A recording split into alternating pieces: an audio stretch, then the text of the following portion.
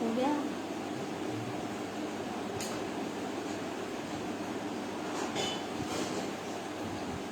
परमेश्वर पिता का धन्यवाद करता हूँ आज के दिन के लिए, इस समय के लिए जिसे उसने हम सबके जीवन में दिया।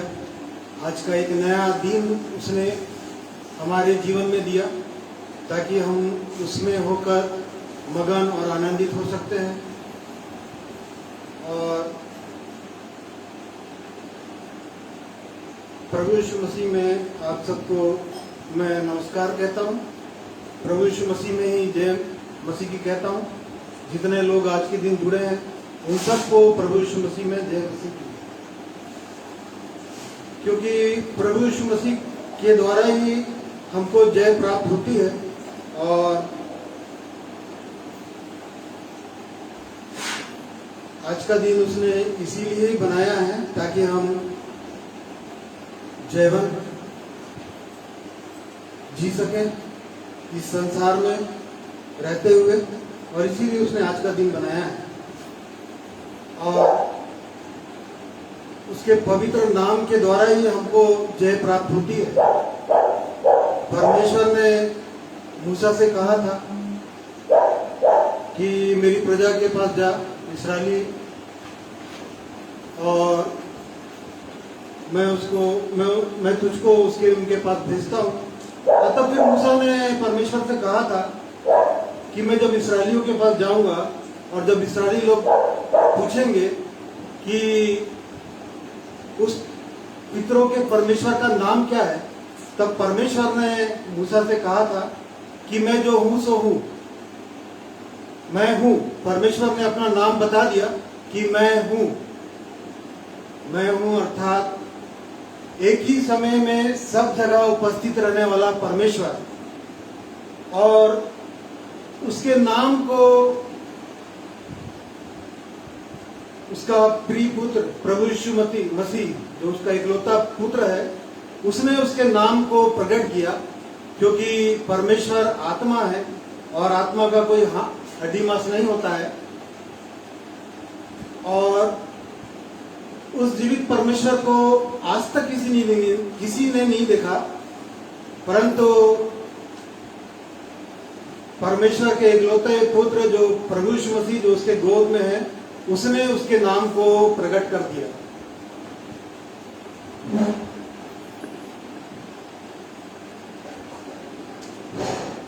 प्रभु यीशु मसीह ने कहा, जीवन का जल मैं हूं, जो मेरे पीछे हुलेगा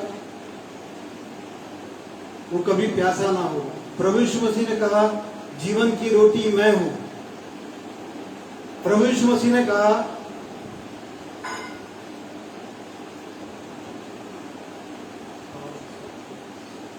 जीवन की ज्योति मैं हूं, जो मेरे पीछे हो लेगा वो कभी भी अंधकार में ना चलेगा। प्रभु यीशु मसीह ने कहा, पुनरुत्थान और जीवन मैं हूं, जो मुझ में विश्वास करेगा यदि मर भी जाए तो भी जिएगा। प्रभु यीशु मसीह ने कहा, द्वार मैं हूं। प्रभु यीशु मसीह ने कहा, सच्चा चरवाहा मैं हूं। प्रभु यीशु मसीह ने कहा, मार्ग, सत्य और जीवन मैं ही, बिना मेरे द्वारा कोई पिता के पास नहीं पहुंच सकता। प्रभु यीशु मसीह ने कहा कि सच्ची दाखलता मैं हूं। और इस प्रकार से प्रभु यीशु मसीह ने उसके नाम को प्रकट कर दिया। और आज बहुत से लोग उस जीवित परमेश्वर के नाम को नहीं जानते, परंतु हम उस जीवित परमेश्वर का धन्यवाद करते हैं कि उसने हमें बुलाया, हमें चुना, और ताकि हम उसके नाम को जाने और भी पवित्र हो सके, ये उसकी इच्छा है। आइए इसके पहले कि हम आराधना स्टार्ट करें, प्रार्थना करेंगे, अपने जीवनों को और सौंपेंगे और इस आराधना को भी सौंपेंगे और उसकी सहायता हम मांगेंगे, ताकि उसकी सहायता के द्वारा हम आज के दिन में उस जीवित परमेश्वर की आराधना कर सकें। आइए, प्रेमी, दयालु, अनुग्रहकारी परमेश्वर पिता, मेरे उद्धारकर्ता प्रभु यीशु मसीह में आपका फिर से धन्यवाद करता हूँ आज के इस सुंदर समय के लिए, आज के इस दिन के लिए जिसे उसने हम सबके जीवन में दिया। आपकी बड़ी कृपा, आपकी बड़ी दया के कारण ही हम आज के दिन को देख पाए हैं। नहीं तो बहुत से लोग आज के दिन को नहीं देख पाए। परंतु परमेश्वर पिता हम आपका धन्यवाद करते हैं, धन्यवाद करते हैं आपके पवित्र जीवित सामर्थी वचनों के लिए, जिसके खुलने से ही प्रकाश हो जाता है। आपने अपने वचन इसलिए दिए ताकि हम इसको यत्न से माने। आपका वचन हजारों रुपयों और मोहरों से भी उत्तम है। हृदय से धन्यवाद करते हैं। इन्हीं वचनों के द्वारा आप एक मनुष्य से बातचीत करते हैं, इन्हीं वचनों के द्वारा आप बुलाते हैं और इन्हीं वचनों के द्वारा आप जीवन देते हैं। और इसलिए ऐसे जीवनदायी वचनों के लिए मैं आपका धन्यवाद करता हूँ। धन्यवाद करता हूँ परमेश्वर पिता आपके प्रिय पुत्र प्रभु यीशु मसीह के लिए, उसके पवित्र नाम के लिए धन्यवाद करते हैं जो सब नामों से श्रेष्ठ नाम है, क्योंकि स्वर्ग के नीचे और इस पृथ्वी पर कोई दूसरा नाम नहीं दिया गया जिसके द्वारा एक मनुष्य का उद्धार हो सके, पापों से छुटकारा प्राप्त हो सके। परंतु धन्यवाद करते हैं परमेश्वर पिता, आपने अपने प्रिय पुत्र प्रभु यीशु को इसलिए इस जगत में भेजा ताकि लोग जीवन को पा सके।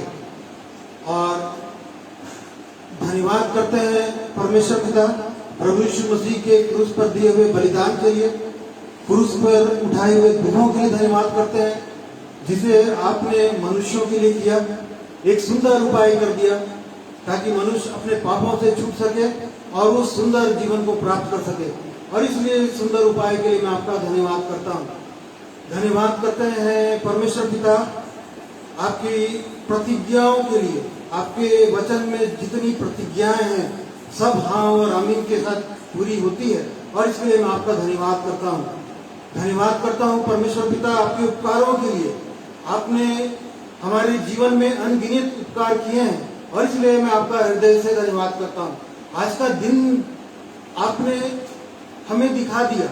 आज के दिन में हम जो जीवित हैं, आपके दी हुई सांस के द्वारा हम सांस ले पा रहे हैं, ये भी परमेश्वर पिता आपका दिया हुआ उपकार है। और इसलिए मैं आपका धन्यवाद करता हूँ।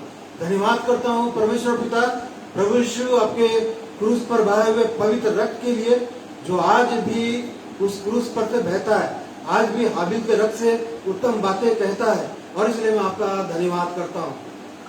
धन्यवाद करते हैं परमेश्वर पिता आज के दिन में हम लोग ऑनलाइन जो इस प्रकार से जुड़े हैं। हाँ परमेश्वर पिता आपकी महिमा करना चाहते हैं, क्योंकि आप आपकी स्तुति करना चाहते हैं, क्योंकि आप इस्राएल की स्तुति के सिंहासन में विराजमान परमेश्वर हैं। आपकी स्तुति मनभानी है। और इसलिए परमेश्वर पिता मैं अपने जीवन को और यहाँ पर उपस्थित हर एक को आपके हाथों में सौंप देता हूँ। आपकी सहायता हमारे जीवन में प्राप्त होना पाए, ताकि हम आपकी सहायता के द्वारा आज की इस आराधना को आरंभ कर सकें। आरंभ से अंत तक परमेश्वर पिता आपकी उपस्थिति हमारे जीवनों में हो। और इसलिए परमेश्वर पिता मैं अपने जीवन को और यहाँ पर उपस्थित हर एक के जीवन को आपके हाथों में सौंप देता हूँ। पवित्र आत्मा परमेश्वर हम सबकी सहायता और अगुवाई कीजिए। आपकी आत्मा की सहायता के द्वारा परमेश्वर पिता आज इस समय में हमारी सहायता और अगुवाई कीजिए, ताकि हमारे जीवन के द्वारा आपकी महिमा हो सके। अब तक परमेश्वर पिता आपने हमारी सहायता किया, इसलिए धन्यवाद करते हैं। ये विनती प्रभु यीशु मसीह के पवित्र और मीठे नाम से मांगते हैं, सुनिए और ग्रहण कीजिए, आमीन। अब अवसर होगा भाई नरेश को जो गीतों के द्वारा परमेश्वर की महिमा करें।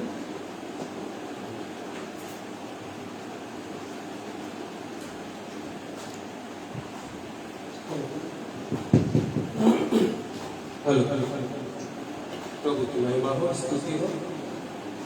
आइए हम लोग प्रभु की महिमा करेंगे।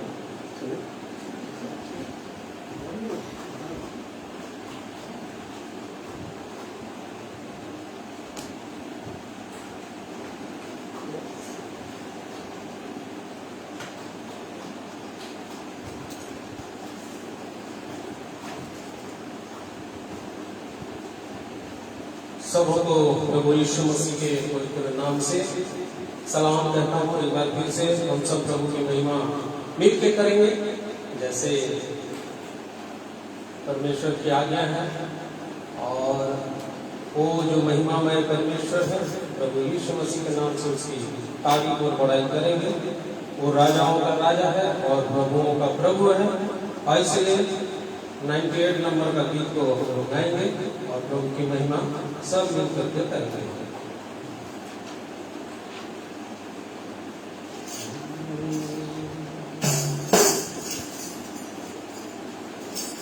राजाओं का राजा है,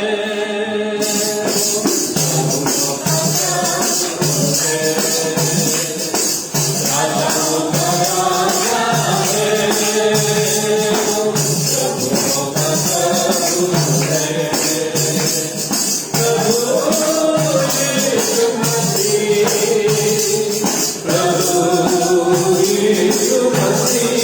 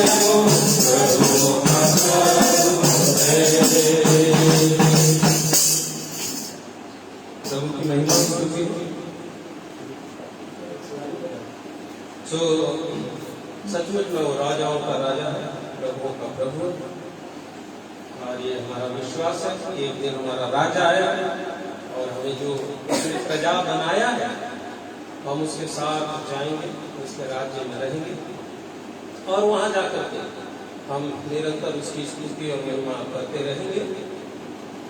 और हालेलुया हालेलुया जय यीशु की हम गाते रहेंगे, क्योंकि यीशु ने अपने प्राण को दे करके हमें छुड़ाया है और वो चाहता है कि हम उसकी महिमा करें। आइए हम संगीत करके इस गीत को गाएंगे। 82 नंबर गीत किताब में है, हालेलुया हालेलुया जय यीशु की।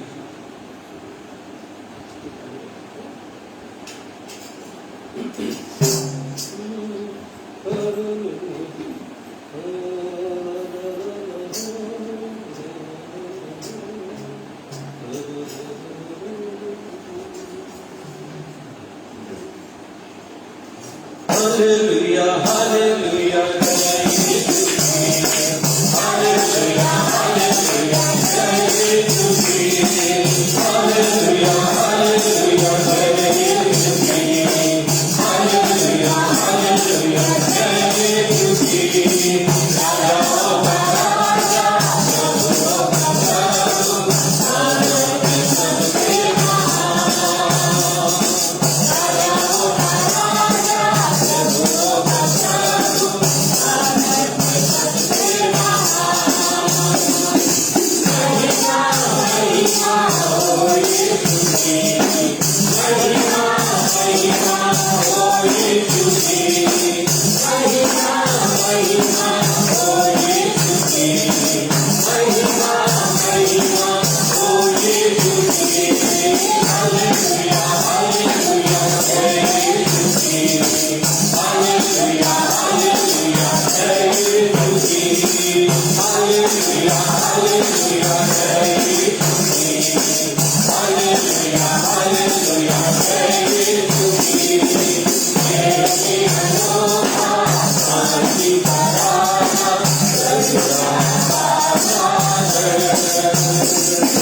मेरी अनोखा शांति का राजा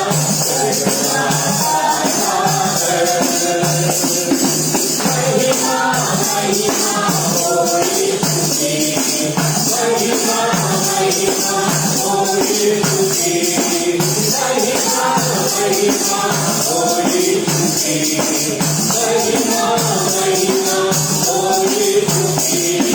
हालेलुया हालेलुया जय यीशु की, हालेलुया हालेलुया जय यीशु की, हालेलुया हालेलुया जय यीशु की, हालेलुया हालेलुया जय यीशु की। सबको संभव करने वाला प्रभु मनाई गन, सबको संभव करने वाला प्रभु मनाई गन। महिमा महिमा हो यीशु की, महिमा महिमा हो यीशु की, महिमा महिमा हो यीशु की, महिमा महिमा हो यीशु की। हालेलुया हालेलुया जय यीशु की, हालेलुया हालेलुया जय यीशु की, हालेलुया हालेलुया जय यीशु की, हालेलुया हालेलुया जय यीशु की। अल्फा ओमेगा आदित्य का सोना तेरे दाता, अल्फा ओमेगा आदित्य का सोना तेरे दाता। महिमा महिमा हो यीशु की, महिमा महिमा हो यीशु की, महिमा महिमा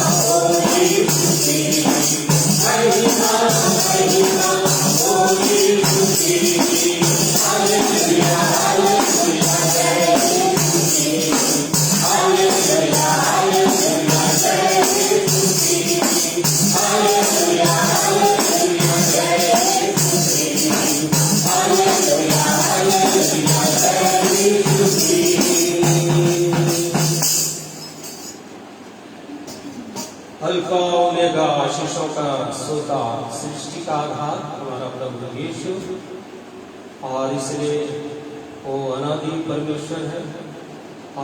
हम उसकी महिमा निरंतर करते रहें। जीवन में यदि हमारे लिए कोई काम असंभव होता है, यदि हम परमेश्वर प्रभु यीशु मसीह के पास है, तो हमारे असंभव को संभव करने वाला प्रभु वही है।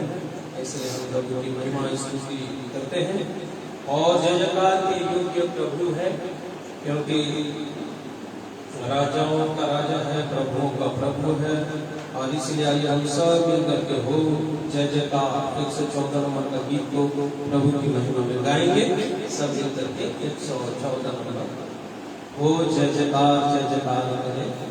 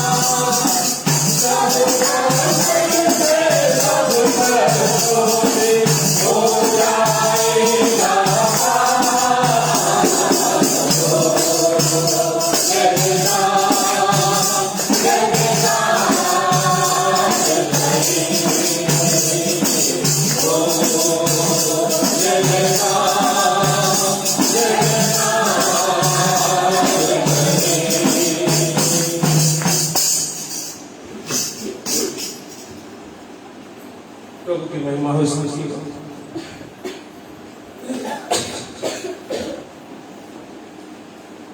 सचमुच में महान परमेश्वर है, अति सामर्थी, पवित्र, उनसे बातचीत करने वाला प्रभु, हृदय से धन्यवाद करते हैं।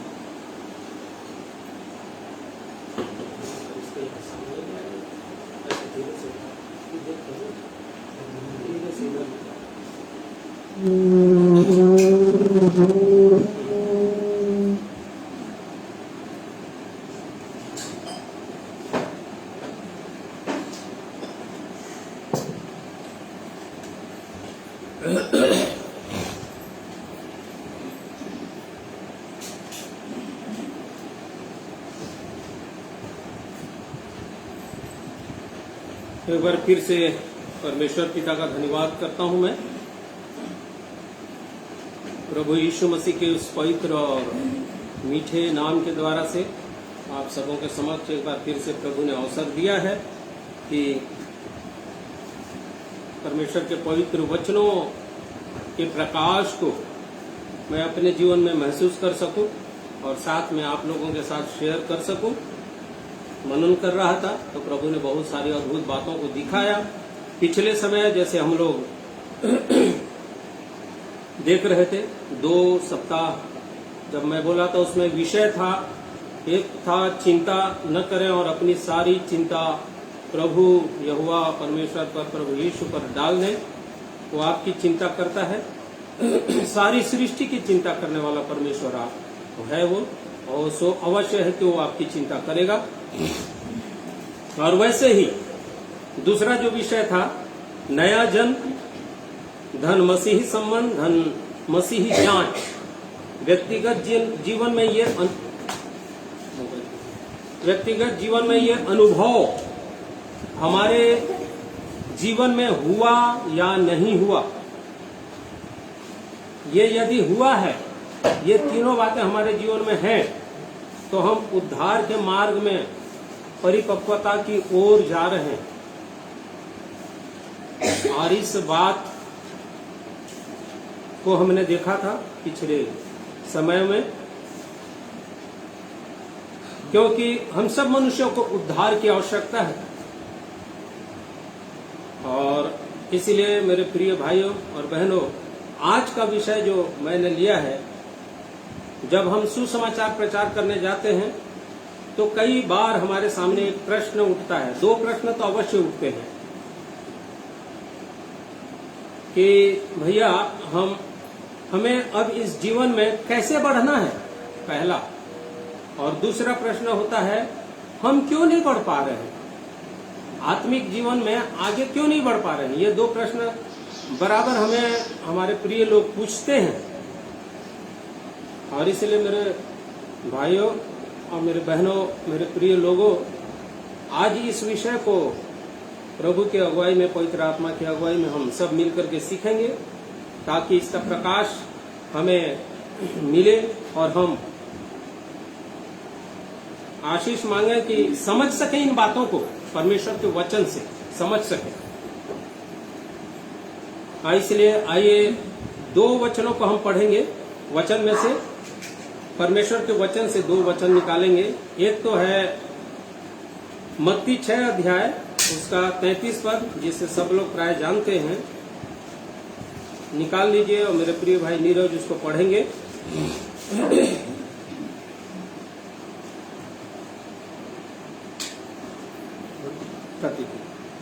इसलिए पहले तुम परमेश्वर के राज्य और उसके धर्म की खोज करो, तो ये सब वस्तुएं भी तुम्हें मिल जाएंगी। यहाँ कुछ करो बोला, और एक वचन निकालते हैं। आइए पहला यूहन्ना उसका 2 अध्याय,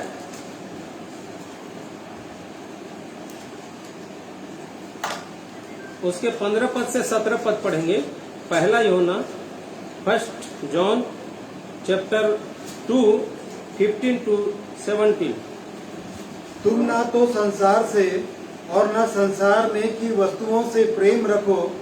यदि कोई संसार से प्रेम रखता है तो उसमें पिता का प्रेम नहीं है, क्योंकि जो कुछ संसार में है, अर्थात शरीर की अभिलाषा और आंखों की अभिलाषा और जीविका का घमंड, वह पिता की ओर से नहीं परंतु संसार ही की ओर से है।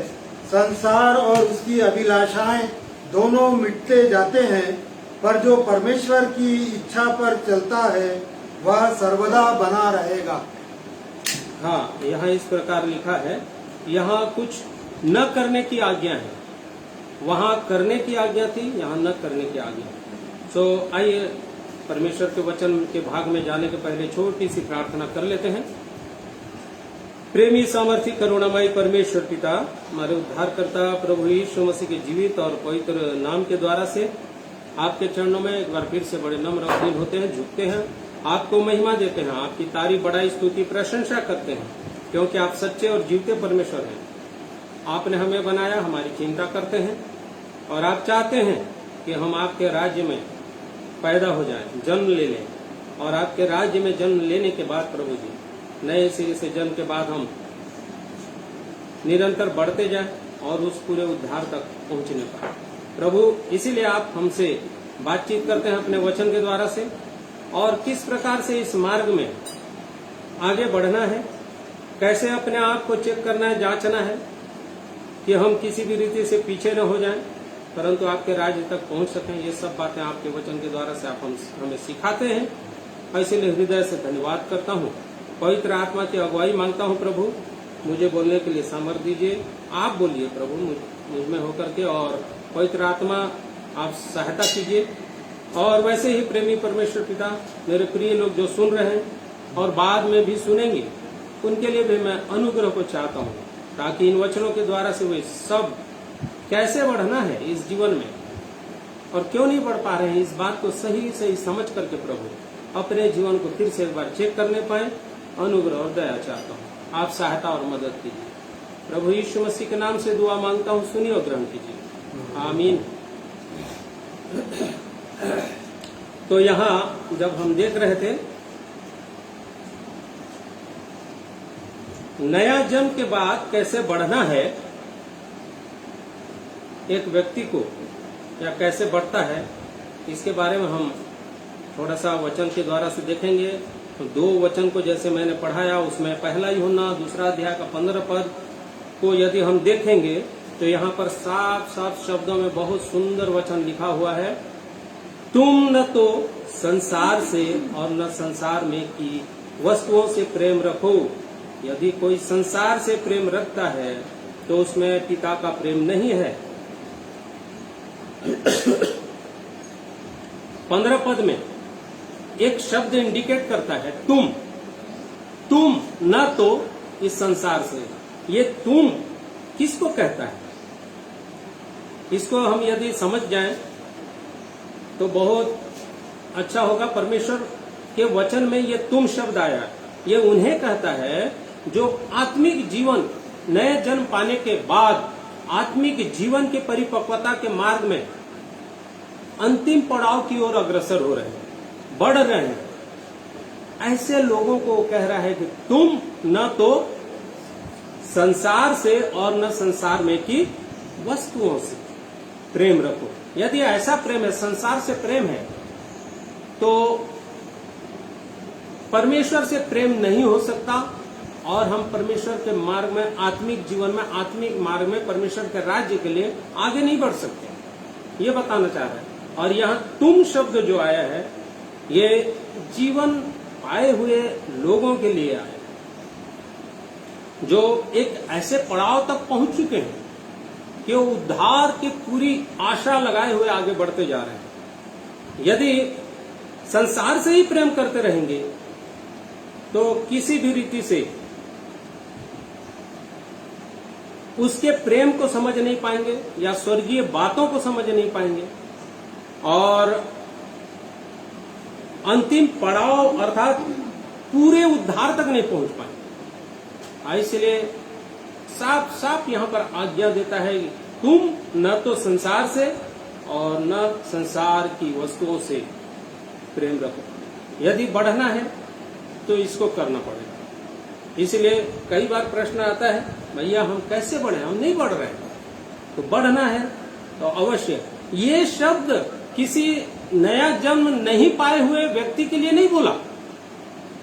प्रभु के इस वचन में ये शब्द तुम, वो नया जन्म जो व्यक्ति नहीं पाया, आज भी संसार में है, संसारिक जीवन को जी रहा है, उसको नहीं कहा। परंतु उनसे कह रहा है जो नया जन्म प्राप्त करके आगे बढ़ते जा रहे हैं, अर्थात उन विश्वासियों को विश्वास में आगे बढ़ने के लिए हिदायत देता है, तुम संसार से प्रेम मत करो। और इसमें जैसे लिखता है कि 16 पद में पढ़िए भैया। क्योंकि जो कुछ संसार में है, अर्थात शरीर की अभिलाषा और आंखों की अभिलाषा और जीविका का घमंड, वह पिता की ओर से नहीं परंतु संसार ही की ओर से है। जीविका का घमंड तो मैं ले रहा हूं आपके सामने। जीवन का जो घमंड है, नया जन्म पाया हुआ व्यक्ति, आजकल विश्वासियों के झुंड में जाओगे तो एक बात महसूस अवश्य होता है। आप खुद भी अपने जीवन में चेक कर लीजिए इन बातों को कि मैं क्यों नहीं बढ़ रहा हूं, क्यों नहीं बढ़ रही, कहीं ऐसा तो नहीं है मेरे जीवन में या कहीं रुकावट हो गया, रुक गया हूं इस जीवन में बढ़ने के लिए। जो नया जीवन पाया हुआ व्यक्ति, जो नया जीवन नहीं पाया, उस व्यक्ति को अनादर की दृष्टि से या हे की दृष्टि से देखने लग जाते हैं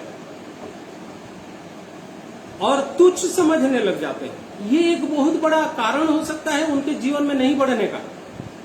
नया जीवन पाया हुआ व्यक्ति अपने आप को सर्वदूत समझने लग जाता है। बिल्कुल नहीं। यदि ऐसा कहीं हो रहा है तो चेक करने की आवश्यकता है।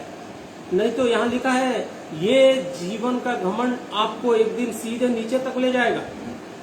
साफ साफ बता रहा है, क्योंकि जो कुछ संसार में है ये संसार है। आपकी शरीर की अभिलाषा संसार है, आंखों की अभिलाषा भी संसार है, और जीवन का घमंड, जीविका का घमंड भी संसार है। इसलिए मेरे प्रियो, यदि जीवन का घमंड किसी भी रीति से आ रहा है, कई लोग हमको मिलेंगे जीवन पाए हुए लोगों में से, आपके साथ रहने वाले लोगों में से, जो लोग हो सकता है थोड़ा सा मार्ग से हट गए हैं या कमजोर हो गए हैं। परमेश्वर के वचन में लिखता है कमजोरों को अपने साथ ले चलो, उठा के ले चलो, उनकी सहायता करो। ये नहीं कि उसे तुच्छ जानो। कई बार हमारे जीवन में भी कमी घटी इसके कारण भी आ सकती है। यहाँ साफ साफ लिखता है उसको तुच्छ यदि जान रहे हैं, उसको हे की दृष्टि से देख रहे हैं किसी को जो जीवन नहीं पाया है। अरे प्रभु यीशु मसीह आया ही किसके लिए? प्रभु यीशु मसीह इसीलिए तो आया कि जो तुच्छ हैं, गिरे हुए हैं या पाप के कारण सीधे विनाश में जा रहे हैं, ऐसे लोगों को बचा ले। परंतु यदि वो जीवन हमें दे दिया है और हम ऐसे लोगों से घृणा करें या उनको अनादर करें या उनको तुच्छ समझें, प्रभु कभी नहीं चाहता। इसलिए इस बात की चौकसी करें कि मेरे अंदर कहीं किसी रीति से जो जीवन नहीं पाए हैं उनके लिए अनादर तो नहीं है या तुच्छ तो नहीं समझ रहा हूं। देखने की आवश्यकता है। इस कारण हमारी बाढ़ रुक जाती है, क्योंकि एक नए जन्म पाए हुए व्यक्ति के अंदर जो गुण होने चाहिए, सबसे पहला नम्रता और प्रेम, क्योंकि परमेश्वर प्रेम है। प्रभु यीशु मसीह यहां तक नम्र और दीन हुआ कि वो परमेश्वर होने के बावजूद अपने आप को कुछ वस्तु होने की वस्तु न समझा। ये नम्रता, यदि नम्रता नहीं है, प्रेम नहीं है, तो नए जन्म के मार्ग में रुकावट है। इसलिए मेरे भाइयों और बहनों, निरंतर इन बातों को आप चेक करिए। यदि ऐसा कहीं भी थोड़ा सा अंश मात्र भी दिख रहा है तो चेक करने की आवश्यकता है। और इन्हीं विशेष करके इन 3 बातों को अपने जीवन में चेक करिए जो हम पढ़ रहे हैं। 15 अध्याय 2 अध्याय, पहला यूहन्ना 2 अध्याय का 15-16, विशेष करके 16 पद में लिखता है, क्योंकि जो संसार में है, अर्थात शरीर की अभिलाषा। देखिए पहला 3 बात है, 3 बातों को देखिए। ये संसार कह रहा है यही है हमारा रुकावट और कुछ नहीं। हमारे जीवन में रुकावट यही है। राजा दाऊद भी कहता है, अभिषिक्त जन था, अभिषिक्त भजन गाने वाला था, परमेश्वर की महिमा करने वाला। वो कहता है मेरा पाप निरंतर मेरी दृष्टि में बना रहता है। वो व्यक्ति समझता है, जांचता है कि मेरा जीवन में मेरे पाप निरंतर मुझको दिखाई दे रहे हैं। हे मेरे परमेश्वर, मुझ पर दया कर। भजन संहिता 51 अध्याय पढ़ लीजिए। भजन संहिता 51 में लिखता है, पढ़िए एक पद से, भजन संहिता 51 का एक पद। हे परमेश्वर, अपनी करुणा के अनुसार मुझ पर अनुग्रह कर, अपनी बड़ी दया के अनुसार मेरे अपराधों को मिटा दे, मुझे भली भांति धोकर मेरा अधर्म दूर कर और मेरा पाप छुड़ाकर मुझे शुद्ध कर। बस वो राजा दाऊद जो अभिषिक्त पुरुष था, अभिषिक्त जन था, परमेश्वर के द्वारा से अनॉइंटेड पर्सन था, वो कहता है, हे परमेश्वर, मुझ पर अनुग्रह कर, मेरा पाप धो करके शुद्ध कर दे। आज इसकी आवश्यकता है। उसके शारीरिक व्यवहार में, जीवन में पाप आ गया था। शरीर, संसार, शारीरिक जीवन, जिसके कारण उसके जीवन में रुकावट, तब बहुत पछताता है, बहुत पछताता है। 32:5 में लिखता है भजन संहिता उसका 32 अध्याय 5, साम 32 उसका 5 में लिखता है, उसके बाद वो व्याकुल होता है और उसका हृदय, उसका विवेक उसको काटता है और वो अपना अंगीकार करता है, अपने पाप को मानता है। पढ़िए भैया। जब मैंने अपना पाप तुझ पर प्रकट किया और अपना अधर्म ना छिपाया और कहा, मैं यहोवा के सामने अपने अपराधों को मान लूंगा, तब तूने मेरे अधर्म और पाप को क्षमा कर दिया। मान लिया। मैं गया और मान लिया, तब उसने मेरे पाप और अपराधों को क्षमा कर दिया। आज भी यदि हम चेक नहीं कर रहे हैं, क्या बात है मेरे जीवन में, कहीं ऐसा पाप तो नहीं है मेरे जीवन में, शारीरिक पाप मेरे जीवन में घर कर तो नहीं रहे हैं, कोई विचार शरीर में गिराने के लिए शैतान डाल तो नहीं रहा है। बहुत सारे पाप आते हैं जिसके कारण एक व्यक्ति बढ़ नहीं पाता है। चेक करिए, परमेश्वर के मार्ग में यदि पांव रखे हैं, आगे बढ़ने की कोशिश कर रहे हैं, तो वो परमेश्वर की प्रतिज्ञा है, तो आपको हर एक कदम में मैं तुझे कभी गिरने नहीं दूंगा, तेरे साथ साथ चलूंगा, तुझे कहीं किसी चीज से हानि नहीं होगी, ये कहता है। परंतु यदि हमारे जीवन में गिरावट आ रही है, हम गिर रहे हैं, या तो किसी रीति से हमें चलने में तकलीफ हो रही है, चेक करने की आवश्यकता है। राजा दाऊद ने चेक किया, शारीरिक जीवन में गिरावट की दशा आई, उसने अपने पाप को मान लिया और परमेश्वर ने उसके पाप और अपराधों को क्या कर दिया? क्षमा कर दिया, धो दिया, शुद्ध कर दिया। और वैसे ही दूसरा जो है, पहला शरीर की अभिलाषा और दूसरा जो संसार में बता रहा है वो है आंखों की अभिलाषा। आंखों की अभिलाषा के बारे में बहुत सारे जगह में वचन है। परमेश्वर अनुग्रह करे, इन वचनों को आप पढ़ते जाइए। लेकिन जहां भी हम देखेंगे, यदि आंखों के द्वारा से ही पाप हमारे, जैसे 10 आज्ञा में लिखा है, तू किसी की वस्तु का लालच न करना। जब हम आंख से देखते हैं तो हमारी आंखों के द्वारा से वो हमारे अंदर एक व्यवहार उत्पन्न करता है और वो लालच का व्यवहार होता है। यदि संसार की बहुत अच्छी वस्तु को हम देख रहे हैं और उसको प्राप्त करने की लालसा हमारे अंदर ज्यादा प्रबल हो रही है, तो ये पाप है। आंखों की अभिलाषा, बहुत सुंदरता हमारे जीवन में, और हम पा जाएं, या एक कंपटीशन भी रहता है, यदि उसके यहाँ ये है तो तुलनात्मक, यदि किसी के वस्तु की लालच इच्छा करते हैं तो वो हमारे जीवन के लिए पाप कहता है। और ऐसा पाप के लिए भी राजा दाऊद प्रार्थना करता है। भजन संहिता उसका 13वां अध्याय, भजन संहिता साम 13 उसका 3 में लिखता है, इस प्रकार कहता है कि हे मेरे परमेश्वर, पढ़ देंगे, हमारे भाई पढ़ रहे हैं, साम 13 उसका 3। हे मेरे परमेश्वर यहोवा, मेरी ओर ध्यान दे और मुझे उत्तर दे, मेरी आंखों में ज्योति आने दे, नहीं तो मुझे मृत्यु की नींद आ जाएगी। ऐसी लालसा, यदि ऐसी लालच मेरे जीवन में है तो प्रभु मुझको मृत्यु की नींद आ जाएगी। इसलिए हे मेरे परमेश्वर यहोवा, मेरी आंखों को क्या कर दे? ज्योतिर्मय कर दे, पवित्र कर दे, ताकि आंखों के द्वारा से कोई अभिलाषा उत्पन्न न हो। क्योंकि अभिलाषा आंखों के द्वारा से अंदर में प्रवेश करेगी, इच्छा को प्रबल करेगी, गर्भ धारण करेगा और वो पाप को उत्पन्न करेगा। और पाप यदि आ गया मेरे जीवन में तो पाप मेरे जीवन में मृत्यु को, अनंत मृत्यु को, दूसरी मृत्यु को, नरक की मृत्यु को उत्पन्न करेगा। इसीलिए यहाँ कहता है यदि संसार की ये दूसरी चीज अर्थात आंखों की अभिलाषा हमारे जीवन में अभी थोड़ी सी भी बाकी है तो इसको समर्पित करने की आवश्यकता है। राजा दाऊद प्रार्थना करता है, हे मेरे परमेश्वर, फिर से पढ़ दीजिए, मेरी आंखों में ज्योति आने मेरी दे। आंखों में ज्योति आने दे। अभी मेरा आंख अंधकार है, शैतान पर्दा डाल करके रखा है और नहीं चाहता है कि मैं साफ साफ देख सकूं। मेरे आंखों में अंधकार के कारण मुझे लालच उत्पन्न हो रहा है, उसको देख करके मुझे उसको पाने की इच्छा हो रही है ना।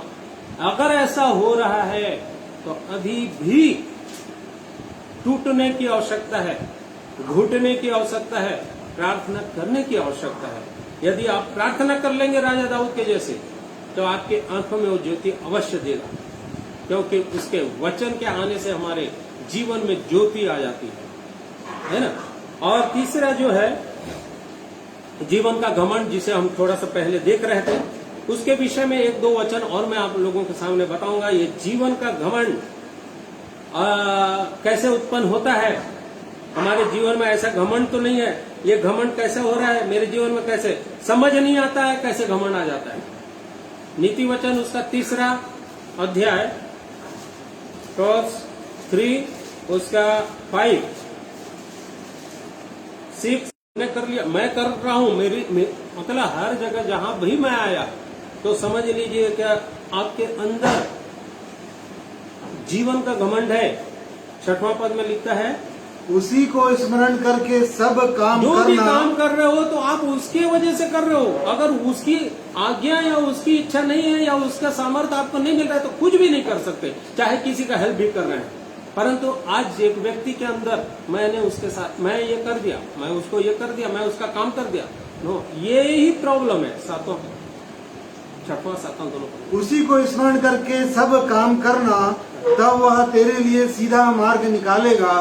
अपनी दृष्टि में बुद्धिमान ना होना, यहोवा का भय मानना और बुराई से अलग रहना। ये 7वां पद बहुत ज्यादा मायने रखता है हमारे जीवनों के लिए। जो लोग विश्वासी हैं, परमेश्वर के इस जीवन में हम आगे बढ़ रहे हैं, व्यक्तिगत जीवन में यदि प्रभु यीशु मसीह को ग्रहण कर लिए हैं, अपनी दृष्टि में बुद्धिमान नहीं होना, अपनी समझ का सहारा नहीं लेना, ये जीवन के घमंड में आता है मेरे भाई और बहनों।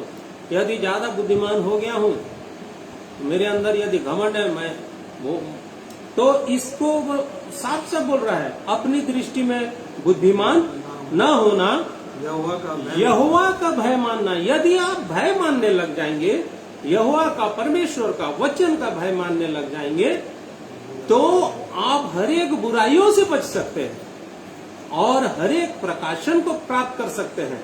भजन संहिता उसका 25वां अध्याय उसका 14 पद में लिखता है, भेद और प्रकाशन उसी के जीवन में खुलता है या खोलता है परमेश्वर, पवित्र आत्मा, जो यहोवा का, पढ़ लीजिए, यहोवा के भेद को वही जानते हैं जो उससे डरते हैं, और वह अपनी वाचा उन पर प्रकट कर देता है, करेगा ही करेगा यदि उसके भय में है हम जीवन में। लेकिन यहाँ मनुष्य के जीवन में तो अहम आ जाता है, घमंड आ जाता है। मैं बुद्धिमान हूँ, मैं सब जानता हूँ, बाकी लोग कम जानते। यदि ऐसा स्थिति आया भाइयों, इसीलिए बाढ़ कम हो जाती है, रुकावट आ जाती है, बढ़ेंगे नहीं, कभी भी नहीं बढ़ पाएंगे। परमेश्वर चाहता है कि हम बढ़ें, उन्नति करें, परमेश्वर चाहता है, परंतु स्वतंत्र मन, स्वतंत्र दिमाग दे दिया है परमेश्वर मनुष्य को। इसीलिए क्या होता है, शैतान उसका इस्तेमाल करके मनुष्य को हर समय गलत मार्ग में ले जा करके सीधा गिराता है, और वो तो चाहता है कि घसीट के सीधा अधोलोक पहुंचा दो। परंतु परमेश्वर का अनुग्रह है, परमेश्वर का वचन अभी तक हमारे साथ है, हमारे पास है, हमारे जीवन में है। इसीलिए कहता है परमेश्वर के वचन को अधिकाई से अपने हृदय में बसने दो। यदि ये वचन रहेंगे तो आपको हर एक छोटे छोटे बातों से बचा के रखेंगे। और इसीलिए मेरे प्रिय भाई बहनों, और एक वचन हम पढ़ेंगे इसी में 16 नीति वचन 16 अध्याय का 2 से 5 यदि पढ़ेंगे तो उसमें साफ साफ लिखता है। देखिए Proverbs 16:2 6:2-5 पढ़िए भैया। मनुष्य का सारा चाल चलन अपनी दृष्टि में पवित्र ठहरता है, परंतु यहोवा मन को तोलता है। अपने कामों को यहोवा पर डाल दे, इससे तेरी कल्पनाएं सिद्ध होगी। यहोवा ने सब वस्तुएं विशेष उद्देश्य के लिए बनाई हैं, वरन दुष्ट को भी विपत्ति भोगने के लिए बनाया है। सब मन के घमंडियों से यहोवा घृणा करता है। सब मन के घमंडियों से यहोवा क्या करता है? घृणा करता है। इस बात को सोच लीजिए, यदि मेरे जीवन में ऐसी कुछ बातें हैं तो परमेश्वर मुझसे घृणा करता है। और 18 पद में एक वचन लिखता है, विनाश से पहले गर्व और ठोकर खाने से पहले घमंड आता है। हाँ, विनाश से पहले गर्व, यदि गर्व आ गया, जीवन का घमंड आ गया, तो विनाश अवश्य है और ठोकर लगना ही है, क्योंकि अंदर घमंड आ चुका है। इसलिए मेरे प्रिय भाई बहनों, वचन के द्वारा से अपने जीवन को चेक करें, बहुत अच्छे रीति से चेक करें, क्योंकि यदि हम अभी चेक नहीं करेंगे और हम चेक करते हैं तो कैसे करते हैं? मैं अच्छा चल रहा हूँ, मुझे बहुत अच्छा है, मेरा जीवन बहुत सुंदर है। मनुष्य का सारा चाल चलन अपनी दृष्टि में पवित्र ठहरता है, परंतु यहोवा किसको तोलता है, किसको जांचता है? मन को जांचता है। ये हम मन को जांचने लग जाएंगे ना, तो इस मन में असाध्य रोग लगा हुआ है, असाध्य रोग। इसलिए उस तरफ नहीं जाऊंगा। परमेश्वर हमारी सहायता करे कि हम अपने मन को जांचें, देखें कि कहीं गलती से हम ऐसा तो नहीं समझ रहे हैं कि मेरा चाल चलन, मेरा व्यवहार, मेरी बोली भाषा सबसे शुद्ध, सबसे अच्छा हूं, मेरे जैसे कोई नहीं। यदि ऐसा है तो आपका बाढ़ कभी नहीं होगा, न बढ़ेंगे न आगे बढ़ पाएंगे, कभी प्रभु की महिमा कर पाएंगे। तो इसलिए मेरे प्रिय भाई और बहनों, ये जीवन का घमंड हमें एक दिन ले डूबेगा। जैसे लिखता है, विनाश से पहले गर्व और ठोकर खाने से पहले घमंड आता है। यदि हम ठोकर खाना नहीं चाहते या विनाश में नहीं जाना चाहते, तो अवश्य किसी भी रीति से हम घमंड न करें और अपने मन में विचार न करें कि मेरी ही चाल चलन सबसे अच्छी है। ये बहुत बड़ा गुनाह है, अंदर अंदर खोखला कर देता है, क्योंकि अंधकार में रह जाता है। एक वचन पढ़ेंगे, 1 कोरिन्थियों 10वां अध्याय 12 पद को पढ़ेंगे। 1 कोरिन्थियों 10:12।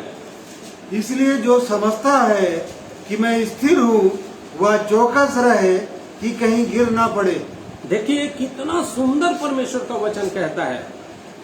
1 कोरिन्थियों 10:12, 1 कोरिन्थी 10वां अध्याय का 12 पद में लिखता है, इसीलिए जो समझता है मैं स्थिर हूँ, मैं तो बहुत सही चाल चलता हूँ, बाकी लोग गलत चाल चलते हैं या वो मुझसे अच्छा नहीं है, वो चौकस रहे कि कहीं गिर न पड़े। देख लीजिए मेरे प्रिय भाई बहनों, परमेश्वर का वचन है हमारे सामने। मैं नहीं बोला, पवित्र आत्मा हमारी सहायता कर रहा है कि आज हम सीखें। क्यों नहीं बढ़ पा रहे? परमेश्वर पवित्र आत्मा हमारी सहायता क्यों नहीं कर रहा है? क्यों करेगा जब हमारे हृदय के अंदर सब कुटिलता, सब छल, सब कपट भरा हुआ है, हम अंदर में गर्व से भरे हुए हैं, गर्व का अंकुर फूट रहा है, घमंड से भरे हुए हैं, विनाश के मार्ग में पांव चला हुआ जा रहा है, परमेश्वर के वचन नहीं होने के कारण हम ठोकर खा रहे हैं। भजन संहिता 119 उसका 65 अध्याय पढ़ेंगे तो लिखता है, ठोकर कौन खाता है? भजन संहिता 119 उसका 165 साम 119 165 ठोकर कौन खाता है? देखिए, तेरी व्यवस्था से प्रीति रखने वालों को बड़ी शांति होती है और उनको कुछ ठोकर नहीं लगती। तेरी व्यवस्था से प्रीति रखने वालों को, या उसको प्रीति रखने का मतलब ये होता है कि उसकी इच्छा के अनुसार चलने वाला, व्यवहार करने वाला। हम जिससे प्रेम करते हैं, जो हमारे हृदय में बसा है, उसके एक एक बात यदि हमारे जीवन में नहीं आ रहे हैं तो हम उससे प्रीति नहीं रख रहे हैं। यहाँ लिखता है, ठोकर वही नहीं खाता है जो उसकी व्यवस्था अर्थात वचन को प्रेम करता है, वचन से प्रेम रखता है, उसको कभी ठोकर नहीं लगती। यदि गर्व कर रहे हैं प्रेम नहीं कर रहे हैं, नम्रता नहीं आया, प्रेम नहीं आया, तो निश्चित रूप से हम ठोकर खाएंगे और गिरेंगे, हमारी बाढ़ कभी नहीं होगी। और नया जन्म पाए हुए यदि मेरे प्रिय भाई बहनों यदि सुन रहे हैं और आगे भी सुनेंगे, तो निश्चित रूप से जान लीजिए कि यदि मेरी बाढ़ नहीं हो रही है तो ये कुछ कारण है जो मेरे जीवन में है। यदि ऐसे ही कारण रहेंगे तो मैं नहीं बढ़ पाऊंगा। इसलिए समर्पित हो जाइए अपने जीवन में उस पाप और अपराधों को, उस गुनाहों को, उस छोटी छोटी बातों को जो परमेश्वर के वचन के खिलाफ है, इच्छा के अनुसार नहीं है, मान लीजिए। मान लीजिए राजा दाऊद मान लिया, जब मैंने अपने पाप और अपराधों को तेरे सामने प्रकट कर दिया तो तू मुझे क्षमा कर दे। क्षमा करने वाला परमेश्वर है, दया करने वाला परमेश्वर है। अवश्य मान लीजिए कुछ काम करना है और कुछ नहीं करना है। परमेश्वर के वचन में लिखा है यदि बढ़ना है तो कुछ काम करना है और कुछ काम नहीं करना है। जैसे मैं पढ़ाया था मत्ती 6 अध्याय 33, सबसे पहले उसके राज्य और धर्म की खोज करो। खोज करें, खोजने वाला को मिलता है। और क्या नहीं करना है? संसार से प्रेम और संसार के जैसे चाल चलन और व्यवहार। यदि ऐसे करने लग गए तो हम कभी भी आगे नहीं बढ़ पाएंगे। तो दूसरा प्रश्न करते हैं हमारे प्रिय लोग, क्यों नहीं बढ़ पा रहे हैं? नहीं बढ़ने के कुछ कारणों को भी देखेंगे और नहीं बढ़ने के भी कुछ कारणों को देखेंगे। आप मेरे साथ निकालिए कुलुसियों की पत्री, उसका चैप्टर 2 दूसरा अध्याय 6वां पद से 8वां पद तक हम पढ़ेंगे। कुलुसियंस चैप्टर 2 6 to 8। अतः जैसे तुमने मसीह यीशु को प्रभु करके ग्रहण कर लिया है, वैसे ही उसी में चलते रहो। हाँ, और उसी में जड़ पकड़ते और बढ़ते जाओ। और जैसे तुम सिखाए गए वैसे ही विश्वास में दृढ़ होते जाओ और अधिकाधिक धन्यवाद करते रहो। चौकस रहो कि कोई तुम्हें उस तत्व ज्ञान और व्यर्थ धोखे के द्वारा अपना अहेर ना बना ले, जो मनुष्यों की परंपराओं और संसार की आदि शिक्षा के अनुसार तो है, पर मसीह के अनुसार नहीं। बस परमेश्वर अद्भुत वचन है ये। इस जीवन में बढ़ने वाले लोगों, देखिए ऊपर में लिखा है मसीह में जीवन की भरपूरी, और यहाँ कुछ करने के लिए बोलता है और कुछ नहीं करने के लिए आज्ञा देता है। 6वां पद कहता है, जैसे तुमने मसीह यीशु को प्रभु करके ग्रहण कर लिया। नए जन्म पाए हुए मेरे प्रिय भाई और बहनों, यदि नहीं बढ़ पा रहे हैं तो अवश्य चेक करिए। यदि ग्रहण कर लिए हैं तो नहीं बढ़ने का कारण देख लीजिए। पढ़िए 6वां पद। अतः जैसे तुमने मसीह यीशु को प्रभु करके ग्रहण कर लिया है, वैसे ही उसी में चलते रहो। उसी में चलते रहो, उसी के अनुसार, उसी में चलते रहो का मतलब है उसी के अनुसार, उसके पद चिन्हों में चलते रहो। गलती से उसके पांवों के पद चिन्हों के ऊपर नहीं रख के कहीं और पैर मत रखो। आगे 7वां। और उसी में जड़ पकड़ते और बढ़ते जाओ, और जैसे तुम सिखाए गए वैसे ही विश्वास में दृढ़ होते जाओ और अधिकाधिक धन्यवाद करते रहो। अगर चलते रहोगे तो धन्यवाद अवश्य दोगे, नहीं तो सिर्फ प्रभु मुझ पर दया कर, विनती निवेदन प्रार्थना, विनती निवेदन प्रार्थना, धन्यवाद का बलिदान बहुत कम। रेशियो आप खुद देख लीजिए, चेक कर लीजिए।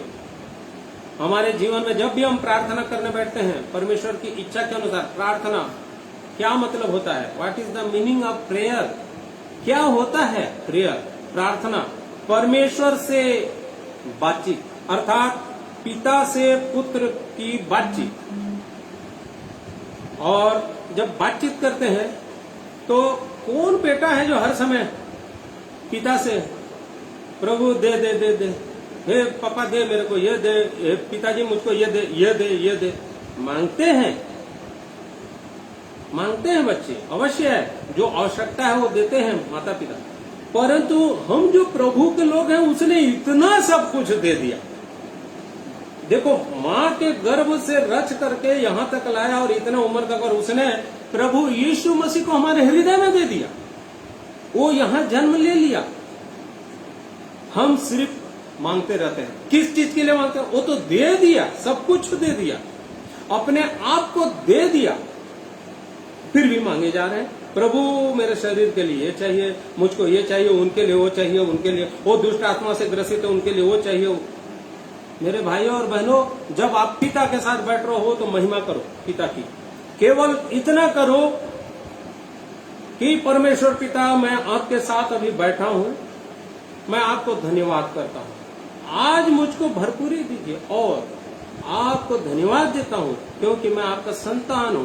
मैं आपको धन्यवाद देता हूं क्योंकि आप मुझे उत्तम बातों से तृप्त करते हैं। मैं आपको धन्यवाद देता हूं क्योंकि आपने मुझे जीवन का जल दिया है। मैं आपको धन्यवाद देता हूं क्योंकि आप मुझे जीवित रखे, मुझे सांसें दिए हैं, मुझे ये सुंदर वातावरण दिए। तो आप धन्यवाद दे रहे हैं परमेश्वर को। सिर्फ एक लाइन परमेश्वर पिता, देखिए कैसे प्रार्थना होता है।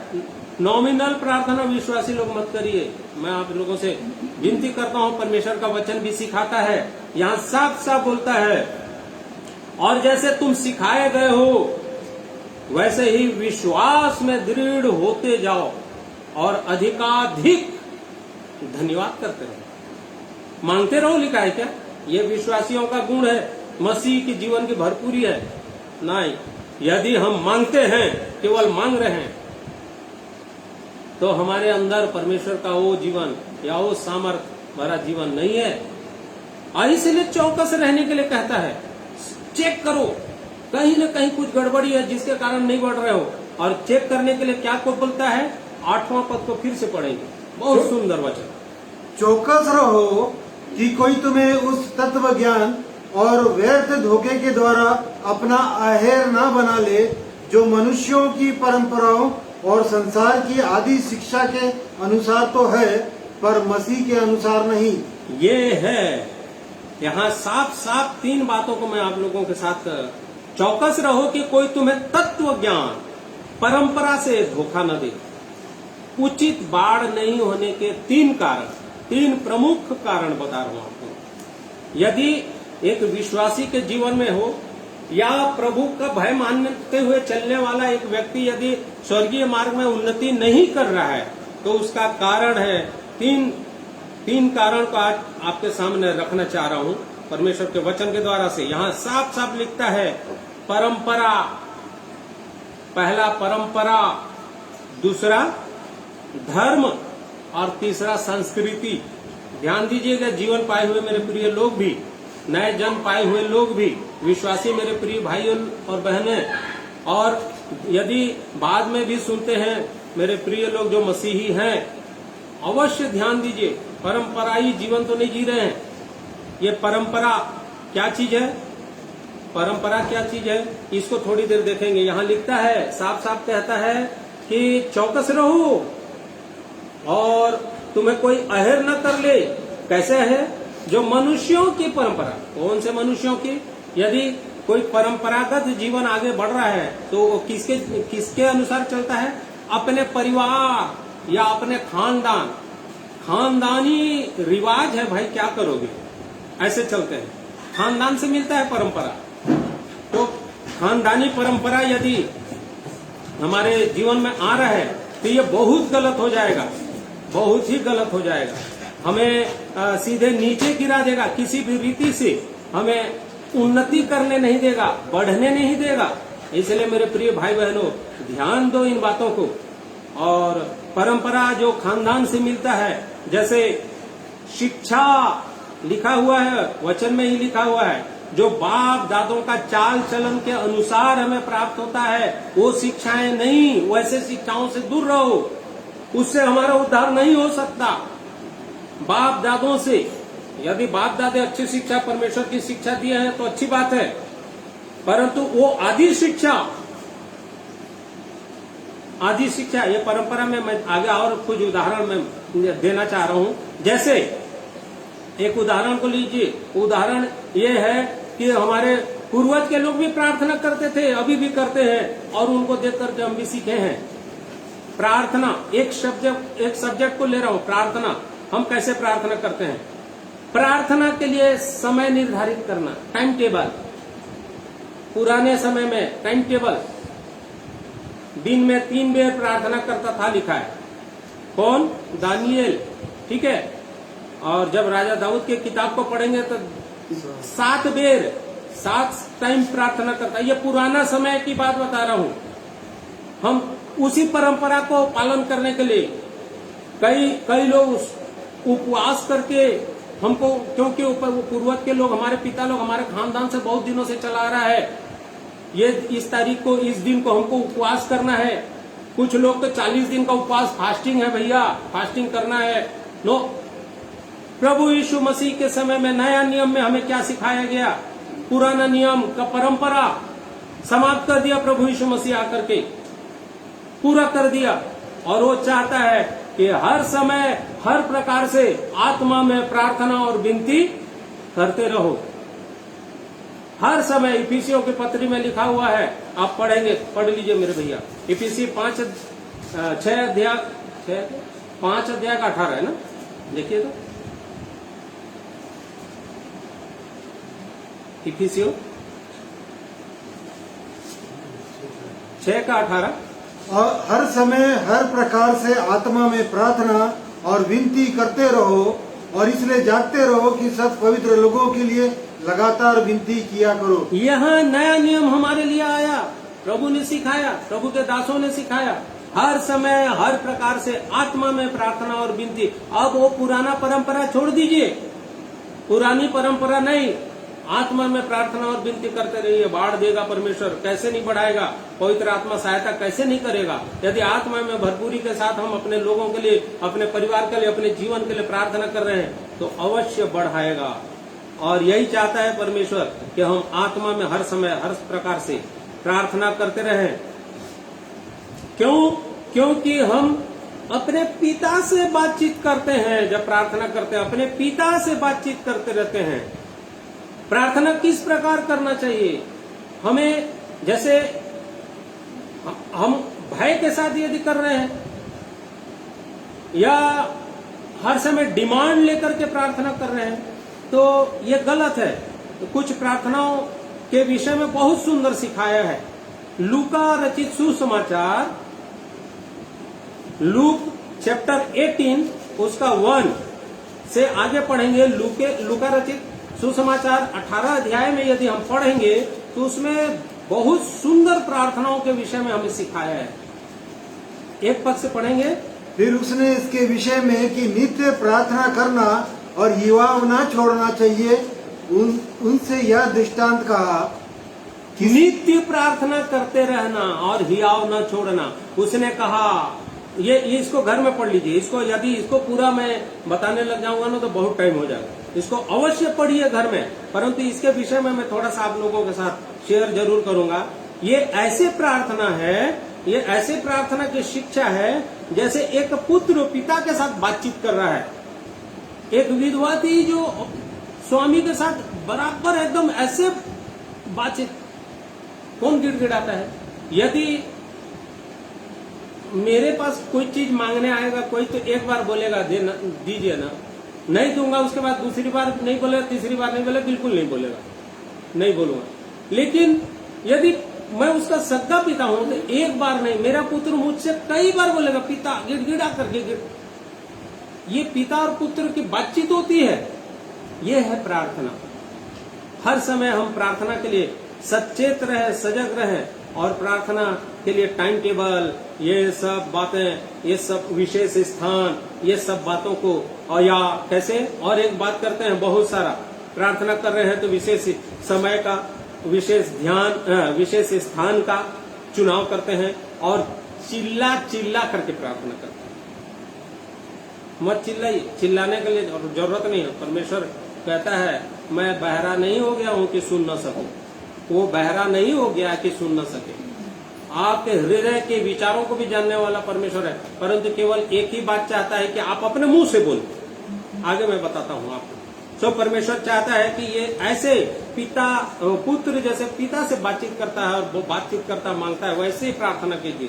दूसरा एक वचन और आप देखेंगे, उसमें भी लिखा है, यूहन्ना रचित सुसमाचार उसका 17 अध्याय, जॉन चैप्टर 17। ये अध्याय को जरूर पढ़िएगा घर में। लूका 18 अध्याय पूरा पढ़िए। जॉन यूहन्ना रचित सुसमाचार 17 अध्याय को भी पढ़िए। यहाँ पर महायाजकीय प्रार्थना के विषय में लिखा है कि हम कहाँ तक पहुंच गए, अब हमारे प्रार्थना में कैसे सामर्थ्य है। महायाजकीय प्रार्थना के विषय में हम इसको भी घर में पढ़िए। इसके विषय में मैं डिटेल में नहीं जाऊंगा, मैं आपको सिर्फ कैसे बढ़ना है, प्रार्थना कैसे करना है। एक परंपराई प्रार्थना मत कीजिए, नहीं तो परंपरा में ही बंधे रह जाएंगे और वहीं के वहीं रह जाएंगे। इसलिए मैं आप लोगों के सामने इस प्रकाशन को बताना चाह रहा हूं, प्रभु ने जो मुझे सिखाया। और वैसे ही खुद प्रभु यीशु मसीह ने चेलों को प्रार्थना करना सिखाया। वो मत्ती रचित सुसमाचार 6वां अध्याय उसका 9वां पद से लिखता है, मैथ्यू चैप्टर 6 उसका 9 से लिखता है, प्रभु यीशु मसीह स्वयं चेलों को, जब चेले पूछे प्रभु हमें कैसे प्रार्थना करना चाहिए, तो 9वां पद को पढ़ेंगे। तो अतः तुम इस रीति से प्रार्थना किया करो, हे हमारे पिता, तू जो स्वर्ग में है, तेरा नाम पवित्र माना जाए, तेरा राज्य आवे, तेरी इच्छा जैसी स्वर्ग में पूरी होती है वैसे पृथ्वी पर भी हो। हमारे दिन भर की रोटी आज हमें दे, और जिस प्रकार हमने अपने अपराधियों को क्षमा किया है वैसे ही तू भी हमारे अपराधों को क्षमा कर, और हमें परीक्षा में ना ला परंतु बुराई से बचा, क्योंकि राज्य और पराक्रम और महिमा सदा तेरे ही है। आमीन। ये परमेश्वर के लिए महिमा का प्रार्थना है। अवश्य इसमें मांगता भी है, लेकिन आज की रोटी के विषय में कहता है, आज प्रतिदिन की रोटी में से एक आज मुझे आज की रोटी दे दे प्रभु। मांगता जरूर है एक व्यक्ति। चेलों को प्रभु यीशु मसीह सिखा रहे थे ये प्रार्थना। जब हम प्रार्थना करते हैं तो बहुत सारी बातें मांगते हैं, परंतु परमेश्वर को उस राज्य की महिमा नहीं करते। हाँ देखिए, अंत में कहता है हमें परीक्षा में न डाल परंतु बुराई से बचा। बुराइयां क्या है? बहुत सारा मांगना भी बुराइयां है, लालच करना भी बुराइयां। और यहाँ कहता है क्योंकि राज्य और पराक्रम और महिमा सदा तेरी हो, वहां भी हो और मेरे जीवन में भी हो। यदि उसका राज्य मेरे जीवन में है तो मुझे किसी और वस्तु की क्या जरूरत है। इसीलिए प्रतिदिन की रोटी मुझे दे प्रभु, यहाँ कह रहा है। ऐसे प्रार्थना करना ऐसे सिखा रहा है। तो यहाँ प्रार्थना करना सिखाए। विधवा स्त्री जैसे 18 अध्याय लूका में हम पढ़ रहे थे, बच्चे की तरह गिड़गिड़ाई और उसकी सुनी गई, उसको सुना गया। बच्चे के जैसे पिता से बातचीत करो। और वैसे ही एक चुंगी लेने वाला 18 अध्याय में पढ़ेंगे, चुंगी लेने वाला कैसे प्रार्थना करता है? पश्चातापी प्रार्थना करो, पश्चातापी प्रार्थना करो। चुंगी लेने वाला और एक फरीसी दोनों प्रार्थना कर रहे थे। हम क्या प्रार्थना करते हैं? मैं जानता हूं पुराने लोग वैसे ही एक पैटर्न था, वैसे प्रार्थना नहीं बढ़ेंगे, परमेश्वर सहायता करे। और कुछ लोग तो और एक प्रकार का प्रार्थना करते हैं जो बहुत जबरदस्त और खतरनाक रहता है। वो होता है ड्रामेटिक प्रार्थना, प्रेयर, मतलब नाटकीय ढंग से प्रार्थना होता है। या प्रार्थना कर रहे हैं उसमें बहुत सारे कुछ शब्दों को इस्तेमाल करना चाहते हैं और शब्द खोजते हैं, शब्द शब्द शब्द, मतलब ऐसे शब्दों का ज्ञान को बघारते हैं। नहीं, सिंपल शब्दों में प्रभु पिता से मेरा पुत्र मुझसे मांग रहा है तो कैसे? पापा मुझको ये चाहिए, पापा ये मेरे को मिल गया, बहुत अच्छा, ये बहुत अच्छा है, थैंक यू। ये क्या है? सिंपल बात है। यदि हम जीवन को पा गए और उसके संतान बनने के अधिकार को समझ चुके हैं और उस जीवन में, आत्मिक जीवन के मार्ग में परिपक्वता की ओर बढ़ रहे हैं, ये नए जन्म पाए हुए लोग जो नहीं बढ़ने का कारण मैं बता रहा हूं, अभी भी प्रार्थना करने में बहुत, और प्रार्थना कर रहे तो बहुत सारे विषय जिसको जरूरत नहीं उस समय भी बहुत सारे बोलते हैं। ये भी परंपराई प्रार्थना, बिल्कुल परंपरा में मत जाइए। प्रार्थना करने के लिए बोल दिए, यदि भेंट के लिए आशीष मांगिए, एक उदाहरण बता रहा हूं, तो भेंट के लिए आशीष मांगना है, हे मेरे परमेश्वर पिता, ये जो हमारे हाथों ने को आपने शक्ति दिया है उसके द्वारा से कमाए हैं और हम आपको दे रहे हैं, इसके द्वारा से आपकी महिमा हो, आपका राज्य बढ़ने पाए। जितनों ने दिया उन्हें आशीषित कीजिए, धन्यवाद करते हैं, आपने हमारे हृदय को इस योग्य बनाया कि हम दे सकते हैं, आपकी महिमा और स्तुति हो, धन्यवाद। परंतु यहाँ आमीन करो और यहाँ ये मत जोड़ो कि वो देश के लोग, ये बहुत सारी बातों को चर्चा करने के बाद हम प्रार्थना, ये विषय नहीं है प्रार्थना, यही इसी को बोला जाता है ड्रामेटिक प्रार्थना। नहीं, विषय वस्तु को लेकर के यदि हम प्रार्थना कर रहे हैं, यदि मुझे कहा गया मेरे इस प्रिय के अंदर में दुष्ट आत्मा है, इसके लिए प्रार्थना कीजिए, केवल मेरे परमेश्वर पिता के पास आओ। हे मेरे परमेश्वर, आपने अपने चेलों को, अपने कलीसिया को अधिकार दिया कि वो दुष्ट आत्माओं को भी मनुष्यों से निकाल सके, सांपों को कुचल सके, बिच्छुओं को पकड़ सके, उठाकर फेंक सके। प्रभु ये अधिकार दिया, यदि आपकी इच्छा है तो मुझे वो अधिकार दीजिए। मैं भी चाहता हूं कि इस बहन के अंदर से या इस भाई के अंदर से दुष्ट आत्मा निकल जाए। आपकी इच्छा है तो पूरा कर दीजिए प्रभु। बस इतने प्रार्थना कीजिए, अवश्य प्रभु की इच्छा होगी तो निकल जाए। लेकिन बहुत सारे लंबी प्रार्थना करने के बाद या नाचने गाने के बाद नहीं, प्रभु नहीं चाहता।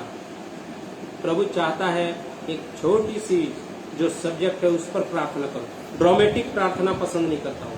और कई लोग तो बहुत सारे लंबी प्रार्थना करते हैं जो प्रभु नहीं चाहता करें, बड़बड़ाना, हल्ला करना, चिल्लाना। और कुछ लोग और एक सुंदर शब्द बोलते हैं, मैं आप लोगों को बता रहा हूं,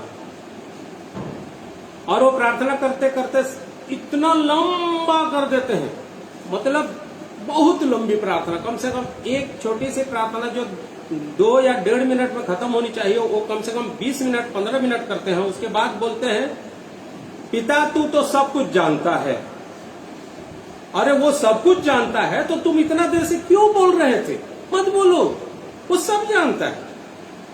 परंतु आपसे ये चाहता है कि आप अपनी बात को रखो, एक ही विषय को रख दो, उस समय वो सुनना चाहता है। देखिए, आपको एक उदाहरण देना चाह रहा हूं। लूका रचित सुसमाचार 18 अध्याय 35 पद को पढ़िए। देखिए कितना सुंदर चीज बता रहा है। 35, एक अंधे भिखारी को दृष्टि दिया पर प्रभु यीशु ने, और यह अंधा भिखारी यरीहो के निकट था।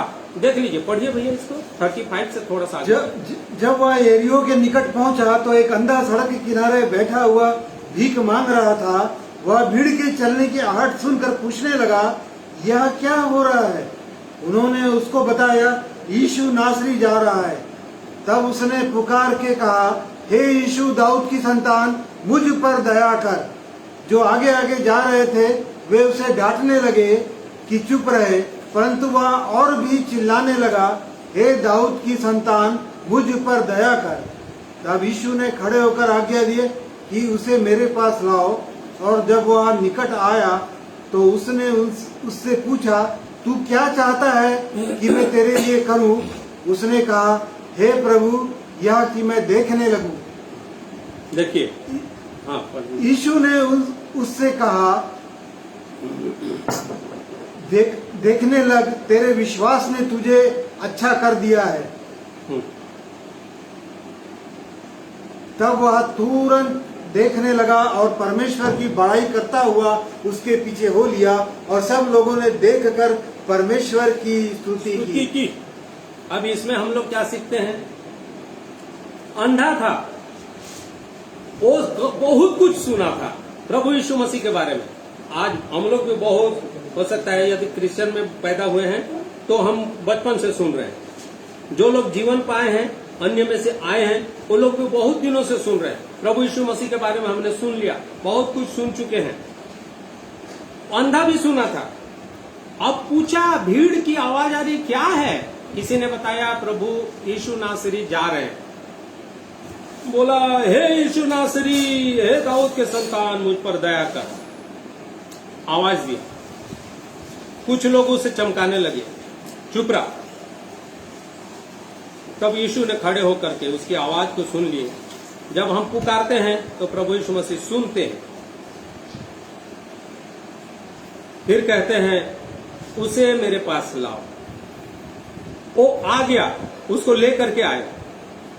अंधे को प्रभु यीशु मसीह के सामने लेकर के आया। कितनी अद्भुत बात है, देख लो। और यहाँ पर प्रभु यीशु मसीह के सामने अंधा आ गया। प्रभु यीशु मसीह उसको देख रहे हैं कि वो क्या है, अंधा है। और क्या पूछते हैं, तू क्या चाहता है कि मैं तेरे लिए करूं? यीशु मसीह पूछ रहे हैं। ऐसा क्यों पूछना? जबकि प्रभु यीशु मसीह को सब मालूम है, सब जानते हैं, परंतु प्रभु यीशु मसीह चाह रहे हैं कि मनुष्य अपने मुंह से बोले, अंगीकार करे, बोले मुझको ये चाहिए प्रभु। आज मनुष्य की दशा ऐसा नहीं है।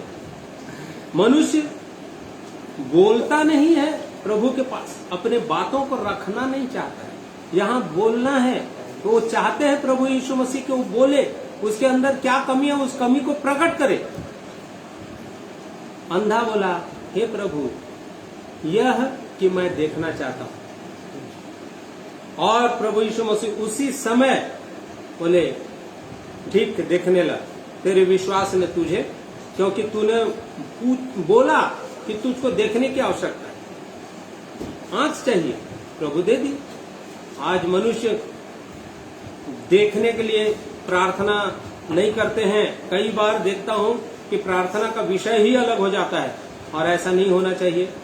और इसीलिए प्रभु चाहते हैं, पुकारते हैं हम लोग कई बार बहुत सारी बातों को रख करके, लेकिन अपने जीवन की बातों को नहीं रखते, जिसके कारण हम नहीं देख सकते हैं, नहीं बढ़ सकते हैं, साफ साफ दिखता नहीं है, और इसकी वजह से हम आगे नहीं बढ़ सकते हैं, आगे का मार्ग अंधेरा लगता है।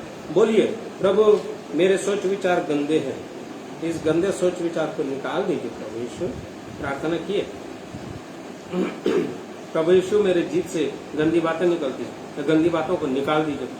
तू क्या चाहता है कि मैं तेरे लिए करूं? अंधा से पूछे, प्रभु जान रहे थे।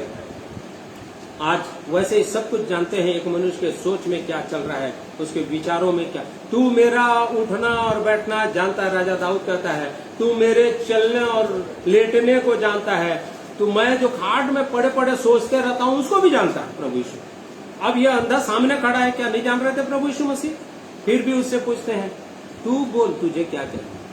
अंधा बोलता है, प्रभु यह कि देखने लगे। आज हमको भी चाहिए, प्रभु यीशु मेरे शरीर में गंदी बातें हैं, मुझे ये चाहिए कि इससे छुटकारा चाहिए। मेरे जीवन में यहाँ अंधकार है, यहाँ ज्योति चाहिए। हम नहीं मांगते, जिसके कारण मार्ग हमें साफ नहीं दिखता और आगे नहीं बढ़ पाते। प्रभु सहायता करे। और एक पहला तो परंपरा, दूसरा ये संस्कृति। कुछ संस्कृति के अनुसार हम अपने जीवन को ढाल लेते हैं। हर एक देश, हर एक राज्य की संस्कृति अलग है। हर एक, देखिए परमेश्वर ने हर एक जाति को हर एक ही मूल से बनाया।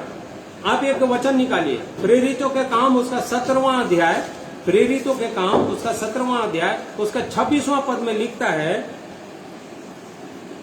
उसने एक ही मूल से मनुष्यों की सब जातियां सारी पृथ्वी पर रहने के लिए बनाई है, और उनके ठहराए हुए समय और निवास की सीमाओं को इसलिए बांधा है कि वे परमेश्वर को ढूंढे, कदाचित उसे टटोल कर पाए, तो भी वह हम में से किसी से दूर नहीं।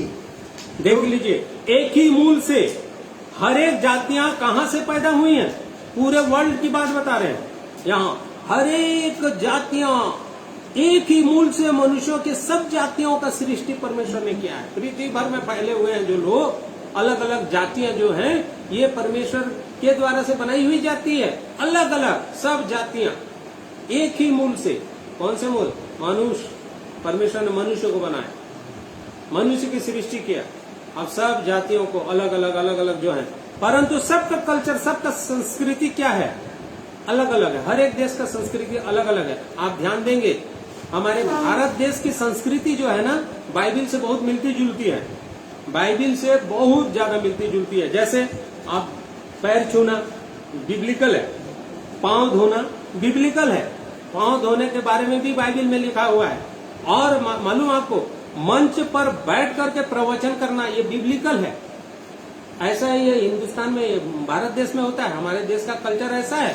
परंतु और क्या क्या होता है, यहां अभी स्थिति बदल गई है और विदेशी कल्चर आ गया। विदेशी कल्चर क्या है? हाथ मिलाना, कपड़े अजीब टाइप का पहनना, अलग अलग टाइप का, ये विदेशी कल्चर। देखिए, जातियां अलग हैं, संस्कृति, सबकी संस्कृति अलग अलग है, लेकिन अभी संस्कृति बदल रही है। अलग अलग टाइप के कपड़े पहनना। जो लोग कभी केक नहीं जानते थे, केक काटने लग गए भारत देश में। ये संस्कृति बदल रही कि नहीं? हैप्पी बर्थडे मनाने लगे, ठीक है, मनाने के लिए मना नहीं कर रहा हूं, लेकिन संस्कृति बदला है। ये संस्कृति देख लीजिए कैसे, बिब्लिकल संस्कृति अलग। अभी क्या है, पुलपिट चाहिए बोलने के लिए, पुलपिट से बोलना जरूरी है। चाहे किसी भी देश या संस्कृति के हो, वो लिखा हुआ है, प्रेरितों के काम 17 अध्याय को पढ़ लीजिए कि वे परमेश्वर को क्या करें। पढ़िए उसको भैया, 27 को, 26-27 में लिखा है। 27 को, किसी भी संस्कृति के हो, चाहे कहीं भी हो, किसी भी देश में रहो, किसी भी राज्य में रहो, कि वे परमेश्वर को ढूंढे, कदाचित उसे टटोल कर पाए, तो भी वह हम में से किसी से दूर नहीं। यही काम नहीं करते। हमारा कल्चर तो अलग है, हमारी संस्कृति अलग है। वो तो बोल रहा है सब संस्कृति एक ही मूल से निकला है, सभी जातियों को एक ही मूल से निकाला हूँ, केवल एक ही चीज करो, तुम्हारे सीमाने को बांधा हुआ हूँ, तुम्हारा समय भी बंधा हुआ है, एक काम करो, इसी समय के रहते तुम परमेश्वर को, जो जीवता परमेश्वर है, सच्चा परमेश्वर है, जो तुम्हारे उद्धार करने की शक्ति रखता है, उसे ढूंढ लो। व्यक्ति आज ढूंढना नहीं चाहता, परमेश्वर को ढूंढ नहीं रहे हैं, जिसके कारण बाढ़ नहीं हो रही। परंपरा, अपने कल्चर, अपने संस्कृति, इसी में फंसे हुए हैं, इसलिए सच्चे और जीते परमेश्वर को नहीं पा रहे हैं, क्योंकि ढूंढना नहीं चाहते हैं। और इसीलिए भले ही आप लिख दो स्वर्गीय फलाना, लेकिन वो उद्धार, मुक्ति और मोक्ष जीवन में कभी नहीं मिलेगा जब तक एक मनुष्य उस सच्चे और जीवते परमेश्वर को नहीं ढूंढेगा। इसमें लिखा है, एक ही मूल से सब जातियों को निकाला हूं, ये सिवाना भी बांधा हूं, परमेश्वर को ढूंढो, नहीं ढूंढते, जिसके कारण पूरे उद्धार तक परमेश्वर के उस मुक्ति को, उस उद्धार को, उस मोक्ष को नहीं पा रहे। प्रभु चाह रहा है, हे जातियों, चाहे किसी भी जाति में रहो, कहीं भी रहो, परमेश्वर को ढूंढो। परमेश्वर ने तुम सबको एक ही मूल से निकाला। सो परमेश्वर चाहता है, चाहे हम किसी भी जाति धर्म के हो, किसी भी। और एक चीज, तीसरा जो है, पहला परंपरा, दूसरा संस्कृति, तीसरा धर्म। धर्म के बारे में बता रहा हूं। यदि ऐसे जातियों में हम बटे हुए हैं और नहीं ढूंढ रहे परमेश्वर को, तो कभी भी मुक्ति, उद्धार, मोक्ष को नहीं प्राप्त कर सकते। इसलिए मेरे प्रियो, अब देख लीजिए, कहीं अभी वही संस्कृति में तो नहीं चल रहा हूं, चेक करिए। प्रभु की आज्ञा है, मत्ती रचित सुसमाचार 6वां अध्याय 33 पद को पढ़ने के लिए बोला था मैं। सबसे पहले उसके राज्य और धर्म की। यहां पर मैं आप लोगों को एक बात बताना चाह रहा हूं। इंग्लिश बाइबल में उसको यदि पढ़ते हैं तो रिलीजन नहीं बोला है, धर्म नहीं बोला है, परंतु राइचियसनेस बोला है, अर्थात धार्मिकता बोला है। हमारे जीवन में कोई भी धर्म परमेश्वर नहीं दिया है। परमेश्वर धार्मिकता भरा जीवन जीने के लिए बोलता है, चाहे किसी कौम के हो, कोई भी धर्म के मानने वाले हो। धर्म नाम का कोई चीज नहीं है। धार्मिकता के बारे में उसने घोषणा किया है, तुम्हारे जीवन में वो धार्मिकता हो। यदि धार्मिकता नहीं है, लोग बाग अभी वर्तमान में धर्म को धार्मिकता समझ करके धर्म धर्म धर्म कर करके क्या करे जा रहे हैं, आगे बढ़े जा रहे हैं, जिसके द्वारा से न तो कभी उद्धार होगा, न तो कभी मुक्ति होगा, न तो कभी मोक्ष होगा। और यदि मनुष्य को मुक्ति और मोक्ष पाना है तो उस जीवते परमेश्वर को ढूंढो और उसकी धार्मिकता को अपने जीवन में आत्मसात करो। आत्मसात जिस दिन करने लग जाओगे, उस जीवते परमेश्वर की पवित्रता को आत्मसात करो। जिस दिन ये करने लग जाओगे, उस दिन आपके अंदर वो धार्मिकता बढ़ने लग जाएगी और धर्म के मार्ग में, जो स्वयं परमेश्वर धर्म है, उसके मार्ग में आगे बढ़ते हुए आगे जाएंगे और उस पूरे उद्धार को, उसके स्वर्गीय राज्य को प्राप्त करते हुए वहां ही रहेंगे। उसे पिता कह करके पुकार सकते हैं, क्योंकि अभी जो लोग कर रहे हैं, ये हमारा धर्म है, ये हमारा धर्म है, इस धर्म के द्वारा से, इस धर्म के द्वारा से, ऐसा कोई भी धर्म नहीं। जीवते परमेश्वर के लोग, उस पर विश्वास करने वाले, एक ही धर्म है, वो जीवता परमेश्वर। यहाँ यशायाह नबी एक बात लिखता है, तुम्हारे धर्म के काम तो मैले चिथड़ों के समान है। यशायाह नबी की किताब में 64, यशायाह 64 6वां पद पढ़ लेंगे। हम तो सबके सब अशुद्ध मन के से है और हमारे धर्म के काम सबके सब मेले चिथड़ों के समान है। हम सब के सब पत्ते के समान मुरझा जाते हैं और हमारे अधर्म के कामों ने हमें वायु के समान उड़ा दिया है। यही बात है, धर्म के काम दुनिया का कर लीजिए आपको वायु के जैसे उड़ा देगा और मैले चिथड़ों के समान है। हमारे धर्म के काम तो सब काम सब के सब मैले चिथड़ों। और एक लाइन में क्या लिखा है? हम तो सब के सब अशुद्ध मन के से अशुद्ध हैं। मन। धर्म के काम सकल कर्म कर रहे हैं, धर्म के काम समझ के, लेकिन हमारा मन क्या है? अशुद्ध, शुद्ध है ही नहीं। अंदर में कोई धार्मिकता या पवित्रता है ही नहीं, अशुद्धता भरा पड़ा है। जिसके कारण क्या हो रहा है मालूम है आप लोगों को? जितने लोग ये परंपरा जो धर्म ये सब है ना जुड़ा, ये हकीकत में धर्म परंपरा को मानते हुए धर्म हुआ है। ये जो परंपरा में बताया ना पुराने खानदान से चला रहा है, इसीलिए वो धर्म आज भी जिंदा है। परंपरा मानना छोड़िए, परमेश्वर की आज्ञाओं को मानना जिस दिन चालू कर देंगे, उसकी आज्ञाओं को सुनना चालू कर देंगे, धार्मिकता अंदर आएगा, धर्म खत्म हो जाएगा। और जब तक धर्म रहेगा, तुम्हारे काम मैले और चिथड़े हैं। और ये मैला और चिथड़ा क्या है मालूम है आपको? धर्म हर समय परंपरा और संस्कृति सभी को एक दूसरे से अलग करता है। परंपरा, धर्म और संस्कृति सब मनुष्य को, जिस मनुष्य को परमेश्वर ने खुद बनाया है और सबको रच करके पृथ्वी में रखा है, वो सब धर्म, परंपरा और संस्कृति सब मनुष्यों को अलग करके रखा है। परंतु आपको बताऊं, जिस दिन मनुष्य इससे हट जाएंगे, धार्मिकता का जीवन जिएंगे, धार्मिकता अंदर आ जाएगा, अर्थात परमेश्वर का गुण, उसी दिन एक वचन पढ़ लीजिएगा आप। एक वचन पढ़िए आप, ध्यान से इसको सुनिए। चाहे कोई भी सुन रहे हो मेरे प्रिय लोगों, मनुष्य जाति में से कोई भी सुन रहे हैं, सुन लीजिए इसको और ध्यान दीजिए। अवश्य पढ़िए घर में एक बार। कुलुसियों उसका 3 अध्याय 1 से 4 पद पढ़ेंगे। कुलुसियों की पत्री, कुलुसियंस 3 चैप्टर और 1 to 4। अतः जब तुम मसीह के साथ जिलाए गए तो स्वर्गीय वस्तुओं की खोज में रहो, जहाँ मसीह विद्यमान है और परमेश्वर के दाहिनी ओर बैठा है। पृथ्वी पर की नहीं परंतु स्वर्गीय वस्तुओं पर ध्यान लगाओ, क्योंकि तुम तो मर गए और तुम्हारा जीवन मसीह के साथ परमेश्वर में छिपा हुआ है। जो मसीह जो हमारा जीवन है प्रकट होगा, तब तुम भी उसके साथ महिमा सहित प्रकट किए जाओगे। हाँ, महिमा सहित प्रकट किए जाओगे। देखिए कितना अद्भुत बात लिखता है इसमें। पर मसीह जो हमारा जीवन है, हमारी धार्मिकता है, और यदि हम उसकी आज्ञा, उसकी इच्छा से चल रहे हैं, उसके अनुसार चल रहे हैं, तो वो एक दूसरे को जोड़ता है। मसीह जो जीवन है, आज एक मनुष्य को क्या चाहिए? सुंदर जीवन, अनंत जीवन, स्वर्गीय जीवन, मुक्ति का जीवन, उद्धार का जीवन, और वो केवल मसीह में यहां लिखता है। मसीह जो हमारा क्या है? जीवन है। मसीह जो हमारी धार्मिकता है। जब मसीह के साथ जीवन जीते हैं तो सबको एक कर देता है। धर्म और परंपरा और संस्कृति हम सबको अलग करता है, लेकिन एक ही मसीहा है जिसको भेजने के लिए परमेश्वर कहा।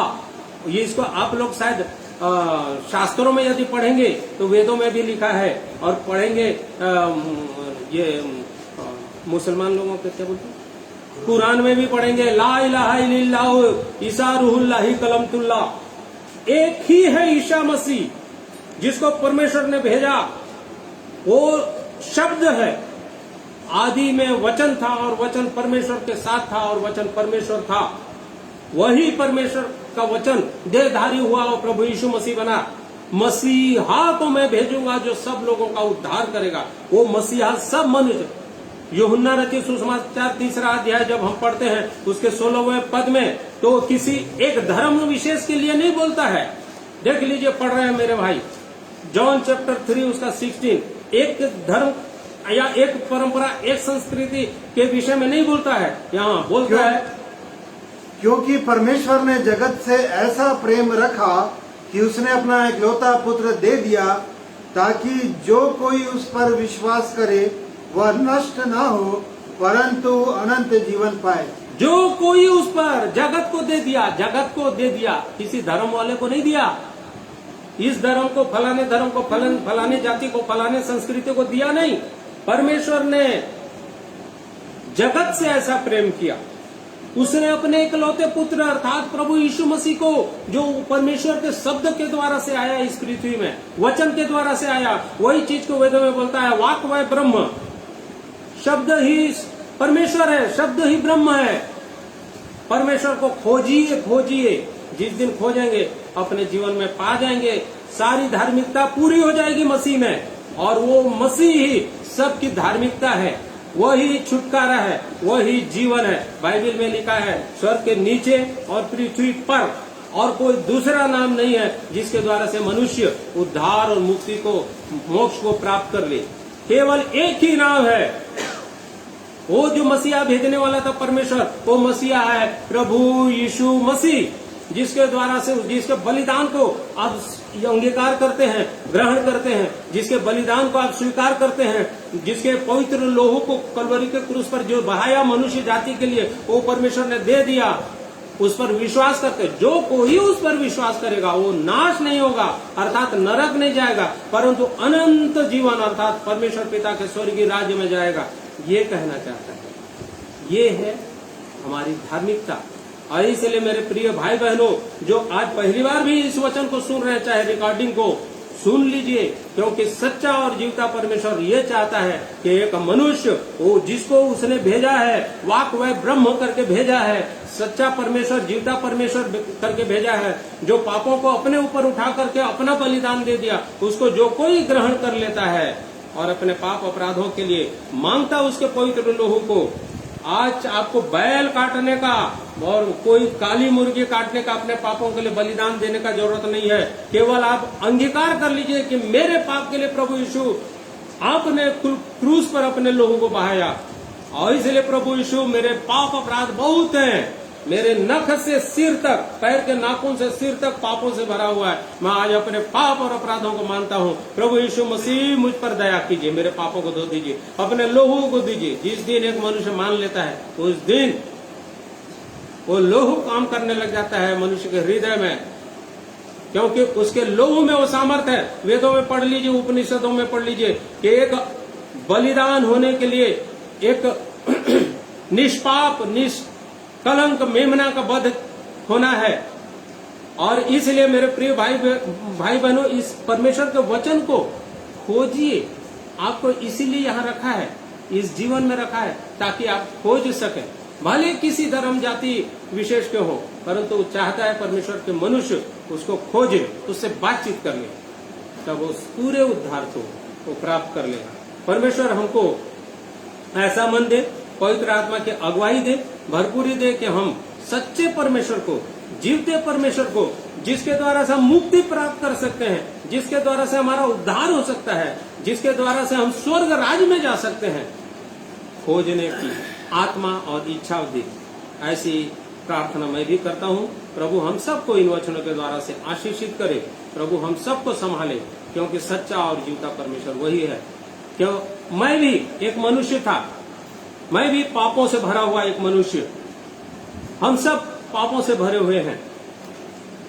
आज मान लीजिए अपने पाप और अपराधों को, प्रभु हमें क्षमा करने के लिए तैयार है। मैं एक गीत गा करके आप लोगों के सामने अपने पाप और अपराधों को मान रहा हूं, आप भी बिल्कुल ऐसे ही मानिए, ताकि प्रभु हम सबकी सहायता करे।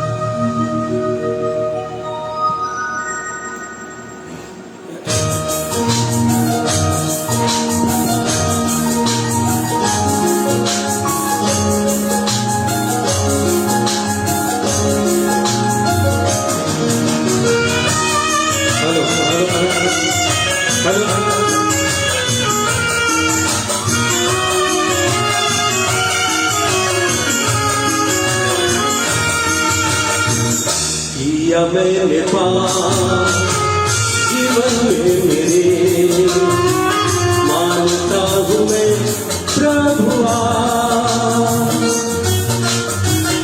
आंसू की धारा बहते हैं मेरे, टूटा है दिल भी मेरा।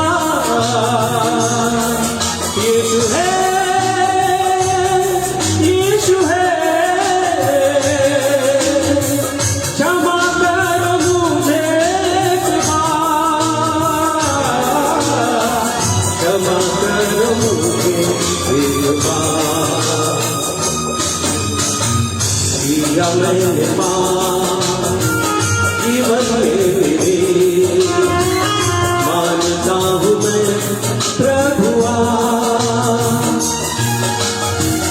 आंसू की धारा बहते हैं मेरे, टूटा है दिल भी मेरा।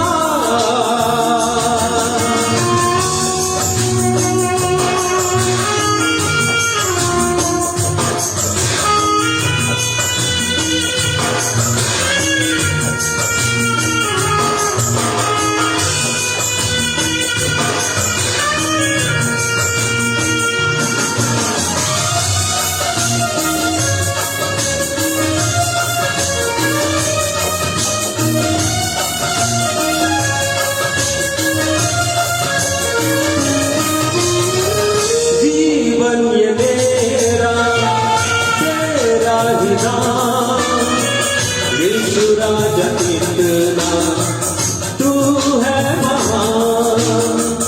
गुनाहों को मेरे प्रभु क्षमा कर दे, नम्रता का मुझ में भर दे तू ज्ञान।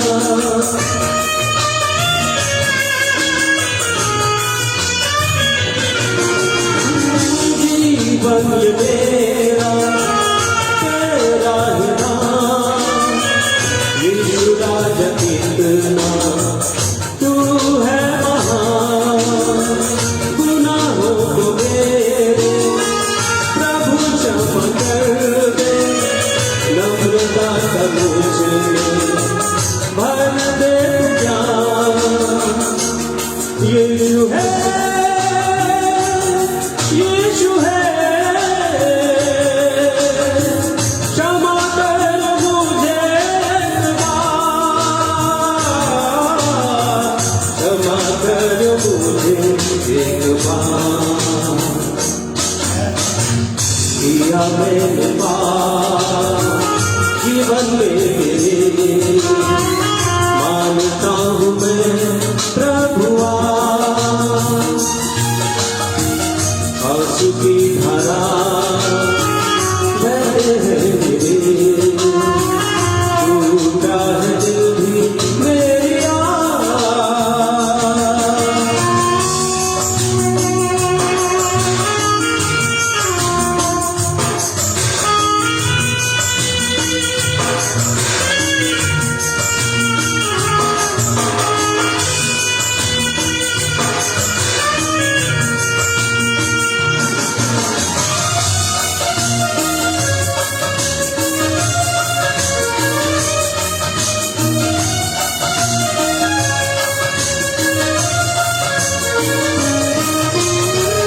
वरदान दे दो, कर दो आह्वान, पुकारो यीशु मुझे लेके मेरा नाम। राज का तूने वारिस बना लो, बाकी दुनिया से उद्धार कर लो।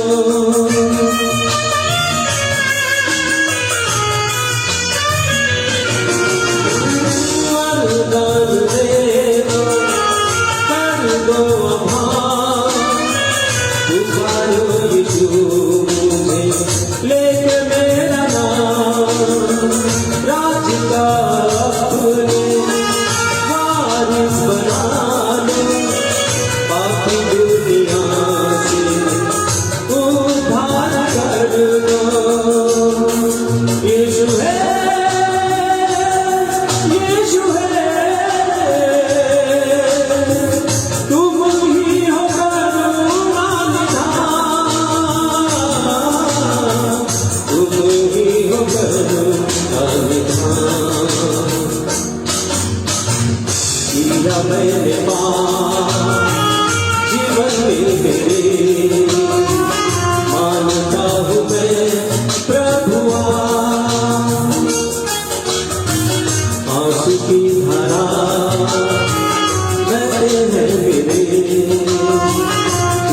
टूटा है दिल भी मेरी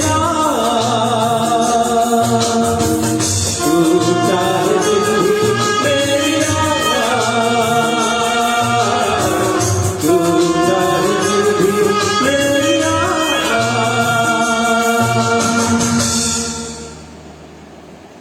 परमेश्वर पिता हम सबको सचमुच में शांति प्रदान करे। जिस दिन हम अपने आपे में आकर के पुकारते हैं, मेरे प्रभु सचमुच में मैंने पाप किया है, मेरे पाप बहुत है, मुझे क्षमा कर दीजिए, मेरे आंसुओं को देख लीजिए। आंसुओं के साथ जिस दिन हम अपने पाप और अपराधों को मान लेते हैं तो परमेश्वर हमारे गुनाहों को क्षमा करता है, हमारे जीवन में नम्रता का दान दे देता है, क्षमा करके हमें ऊपर उठाता है, मार्ग में चलने के लिए सहायता करता है।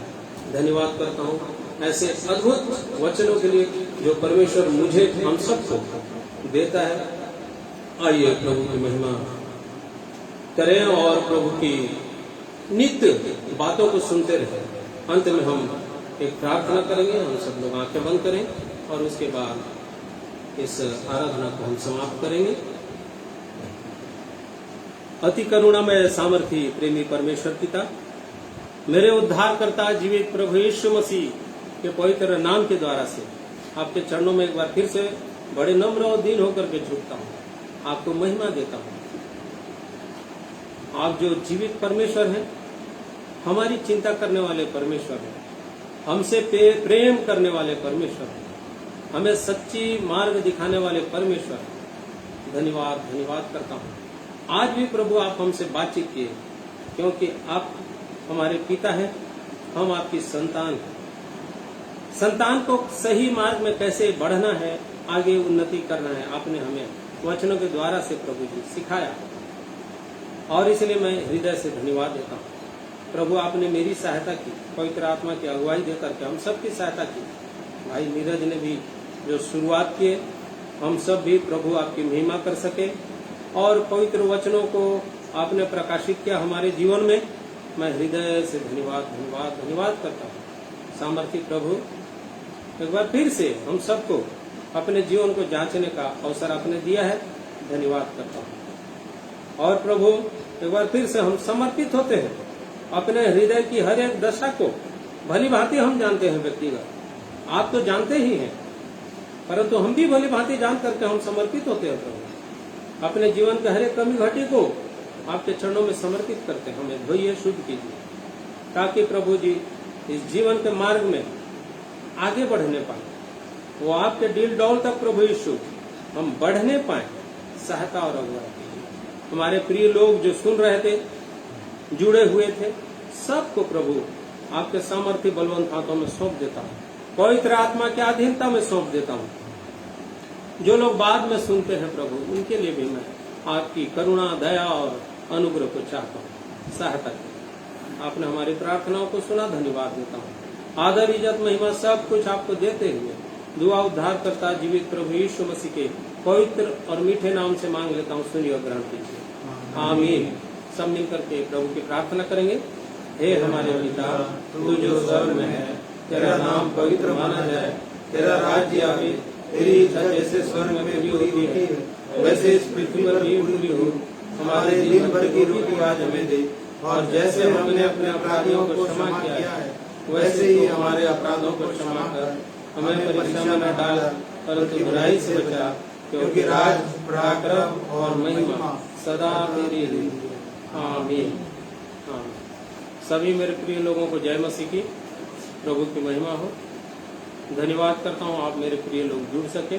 प्रभु आप सबकी सहायता करें, प्रभु आप सबको आशीष दे, आमीन।